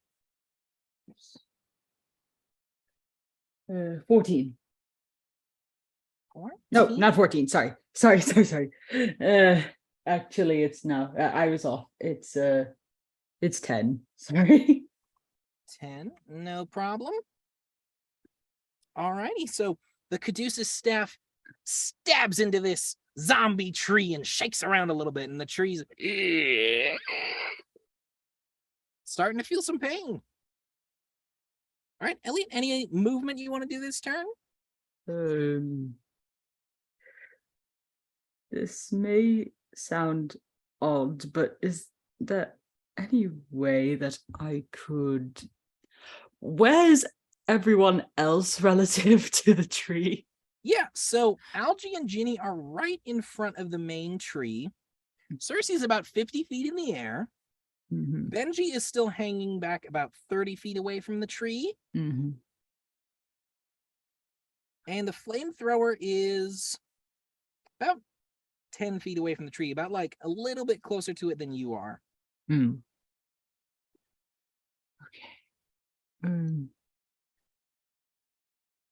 So, just thinking.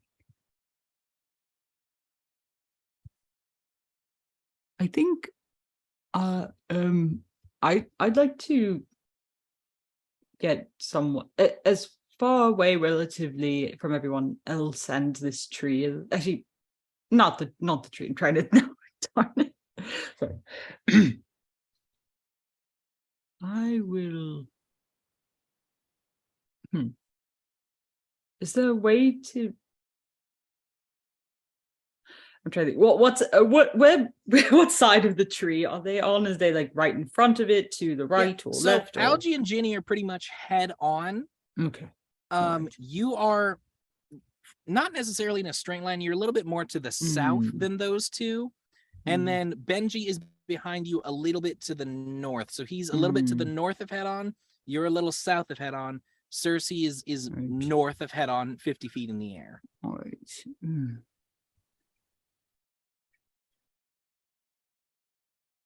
In that case, I'll just move. I'll move back relatively away from the tree and everyone else. Okay. I will say it has a 15-foot reach. If you take steps backwards, it can take an attack of opportunity against you. Oh. In that case, I'll stay where I am then. Okay, totally. Yeah. All right, top of the round, Algae. It is now your turn. You are still prone in front of the zombie tree. You're muted. I mean, you've been I Just can't go with think- it. It's what? fine. I don't think there's a muted condition in D&D. What are you talking about? You said that I'm prone, right? Yep. Okay, perfect. I'm gonna use my tipsy sway to just spend 5 feet of movement and get back up. Sure thing. And this thing's right here. Why not? I'm gonna beat it. I'm gonna beat it up. He's gonna beat it. Beat it, beat it. That's a 27 to hit. No one wants to be defeated. That hits. For 7 damage. 7 damage. Stunning strike. Stunning strike. It's gotta fail one of these. That is a 12. Like that one. The tree is now stunned. All right. Extra attack. Extra attack at advantage this time. Okay, with advantage. That is math. Dirty 20. That hits. Apparently.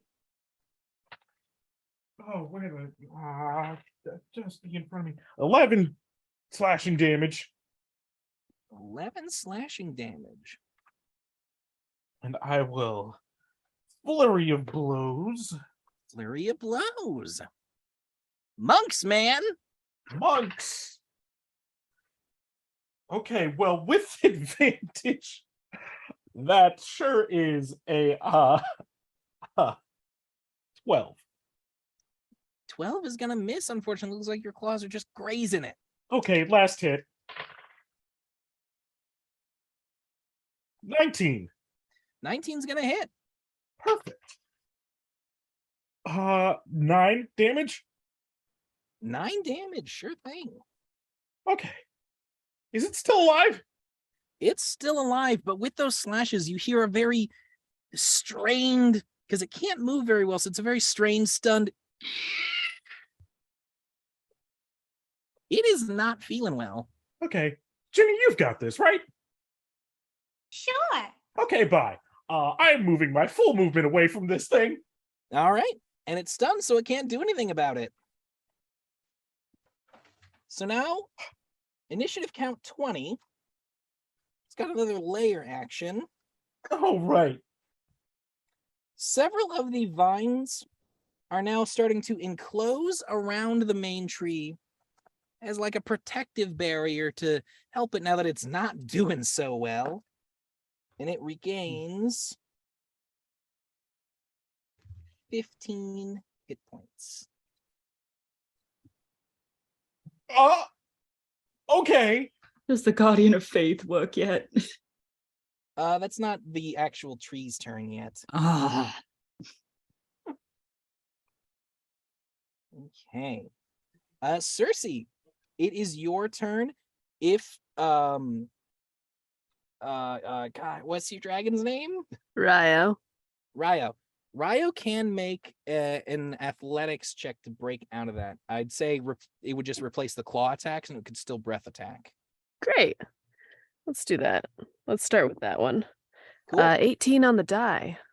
18 on the die. What's the If- modifier? A +4, so 22. That's 4. That breaks it. So Ryo, with its massive strength and helping that this thing is now stunned, it fully breaks out of that grapple. Ryo's gonna full pull back and then just let loose on another breath weapon. Absolutely. That is 11 dexterity save, which I'm assuming fails.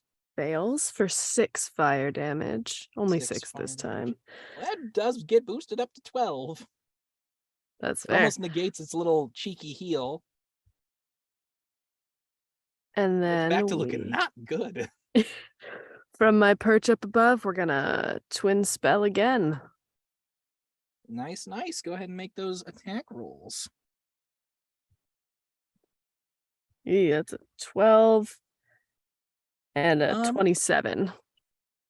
Remind me, does the stun condition give advantage to all attacks or just those melee ones? I believe it's all. I think it's all. all. Because I think you would have advantage on both of those. If you can All hand me right. like whatever rule book that's from, I just know it stuns. I'm pulling up the monk class right now to double check the stunned condition. Yep, it just says attack rolls. So you have advantage on both of those if you want to take it. Great. Then that was final result is a 26 and a 27. Those will both hit. Go ahead and roll damage. That is 13 and 10 fire damage. Once again. 10. And So for that's my 23. bonus action, I'm just gonna call over. Hey Doc, still got those herbicide poison things, whatever that we found? Oh, yes. Right. How would I use those right now? I mean, I guess. I don't know, like however you use a herbicide. It'd probably be an or- action to just throw them. Yeah, But is that your turn, Circe? that is my turn. I mean, yeah. So yeah, that's This me. thing is not looking good. It is barely hanging on. Fire's messing it up. Hmm. It's actually beaten up so much now that though the plant is stunned, you see the face of the owner of the Manor de Candole. You see his face sort of peek out, and you hear him very shakingly say, Finish it. and Benji, it's your turn. Oh no, something's taking Benji's voice. Benji, Uh, brother? Oh no, don't worry. I got it back. There was a weird thing that just happened, but don't worry about it. Don't worry about it. Yeah. It's fine now. Same thing happened to you, and you're okay. It's What? fine now. We're all fine here. We're all fine now. How are you? I'm doing great. That's why I'm gonna cast Scorching Ray. Scorching Ray, go ahead and make that attack, or I guess attack rolls. Make 3 of them. I did. Oh, they would all be by 8. So do 23, a 15, and a 14. Okay. I'm going to tell you right now. Don't really got to roll for damage. How do you want to do this? I want to do all of them to the main plant. All of them to the main plant. Yeah. So you fire off 3 large scorching rays. Do a nice little triangle on the tree. And those little pockets of fire then burst out into these big flames that engulf this whole zombie plant. And you hear a very pained as the vines all fall and falter all around this old man. And the whole plant withers, dies, defeated. And all of these vines around it that looked like they were soaking up this energy, they begin to crinkle and fade and cease moving. wow. Saved by a 9-year-old. And that's what we call a controlled burn. I do what I can. Bada bing, baby. I am That's starting the to see. Epstein way, baby. I am starting to see the merits of this game. You might want to put the herbicide on just in case. Just Yes. in case. Very you know. fair. I'm going Yeah, to just in do that. case. Preventative care is important in What? botany. You're Do it now. Oh, still do it now. alive? Do it now. Just, Thank you. okay, I will dump all the things on it. No. And he dies. No, he doesn't. I revivify. I can do this. Fine, he's unconscious. You can use spare the dying. I also have Revivify. I But mean, okay. he did lose every one of his friends at the party and his wife. In a morality sense, would it be less moral to revive him? Quality can't of deal life with morality wise? Does do He's no also- harm mean nothing to you? He's also Literally really no. old. So, like, how Also- much life is there left? It's Not also to pretty be really- fictional. Not to be like Captain Obvious here. He also is fiction. I mean, He Wait, also really? doesn't exist. you can revive him if you want. I mean, he's just unconscious right now. It just seemed like a nice thing to do. I mean, do you have a way to cure his disease? Well, what is it? Is there a You have hospital lesser nearby? restoration? Can I think I have saw that more- on your sheet. I do. I think that might do it. Well, what disease is it? We never really found out. Illness, That's disease. why we have to heal him, because otherwise the we won't know Death going on. disease. Death disease. I I just hate need to- it when that happens. I hit It's the things disease today. that killed I Belle's need mom in to. the Beauty and the Beast live action remake. I hate it when that happens. What? I also never watched that movie. You didn't miss so much. that's the time period of him. Oh my gosh. You know what? Can I just cure wounds on this guy so we can talk to him? Hmm. Inflict. Inflict wounds. No, that's the opposite. Just get him while he's down. Is lesser I'm alive. It's a restoration? miracle. Is lesser restoration also fine? Hello, who are you folks? Virginia. We just saved you. Oh fine. yes, Virginia and friends. Hello. Hang on. You're Mr. Cannoli. Ben just Daytonoli. got it. I am Lord Condole, yes. My But friends that's like- all called me Todd. I was. I knew I it. knew it! Get me out of here! Get me out of here right now! Who's Todd Candoli? The Aristocats. An old friend. We don't talk about it. It was a Hello, lot. Frank? Circe. How are you? Oh, just No. fabulous. Frank, How are you, Frank, Todd? I need to go. I need to go, Frank. No. Oh, What? You guys there was so much corn. want to be done playing? I'm having I don't great want to be in the fun. same room as Todd again. I thought Yes, the now I'm fun starting to question my decision to save him. That was no, I I don't. I thought the fun Easter egg to our past adventures would have been enjoyable. He's not even a corn. He's just a guy here. Sorry, Mr. Candle. guess It looks that's like we're gonna true. have to leave. I guess that's true. All right. Well, thank you for saving me. I have a lot of atonement to do. No problem, Todd. Have a See good you rest of your around. night. You as well, little child. Of course. Don't Of course. do any more plant things. Bye. Okay. Yeah, I won't do that. Thank you. All right, Oh, Circe, I you're think we're good to pull welcome. him out now. Oh, you've actually got a ripcord right above your head. You could have pulled it at any time. What? Frank has a head still. How about that? All right, rip it. No. Well, I think that was a very successful boys' night. I agree. It was much more fun than going to a movie. It was. I mean, Yes. I'm still probably going to see One Piece Red. I'm almost caught up on the manga. When Frank, do But you don't tell me any sleep? spoilers. I haven't finished it got- yet. Oh my gosh. we have what on earth? conversations to No, have. I'm done. No Yes! more boys' night for me. I'm leaving. I'm going to another part of the house. Mm. Be safe. Have a Okay. good night, Algie. Does Thanks for anyone playing. does anyone want actual medical attention right now? Do we need it? I feel don't great. think so. Oh, Benji, it is past your bedtime, though. We should probably get you to bed. Yeah, do you have the copy of the S Encyclopedia? I sure do. Yes. Ooh, We're can going I to learn listen- about That's sarsaparilla. fascinating. Oh, can I listen and to that? snakes. Of course. That's fascinating. Isn't I'll it get just? back.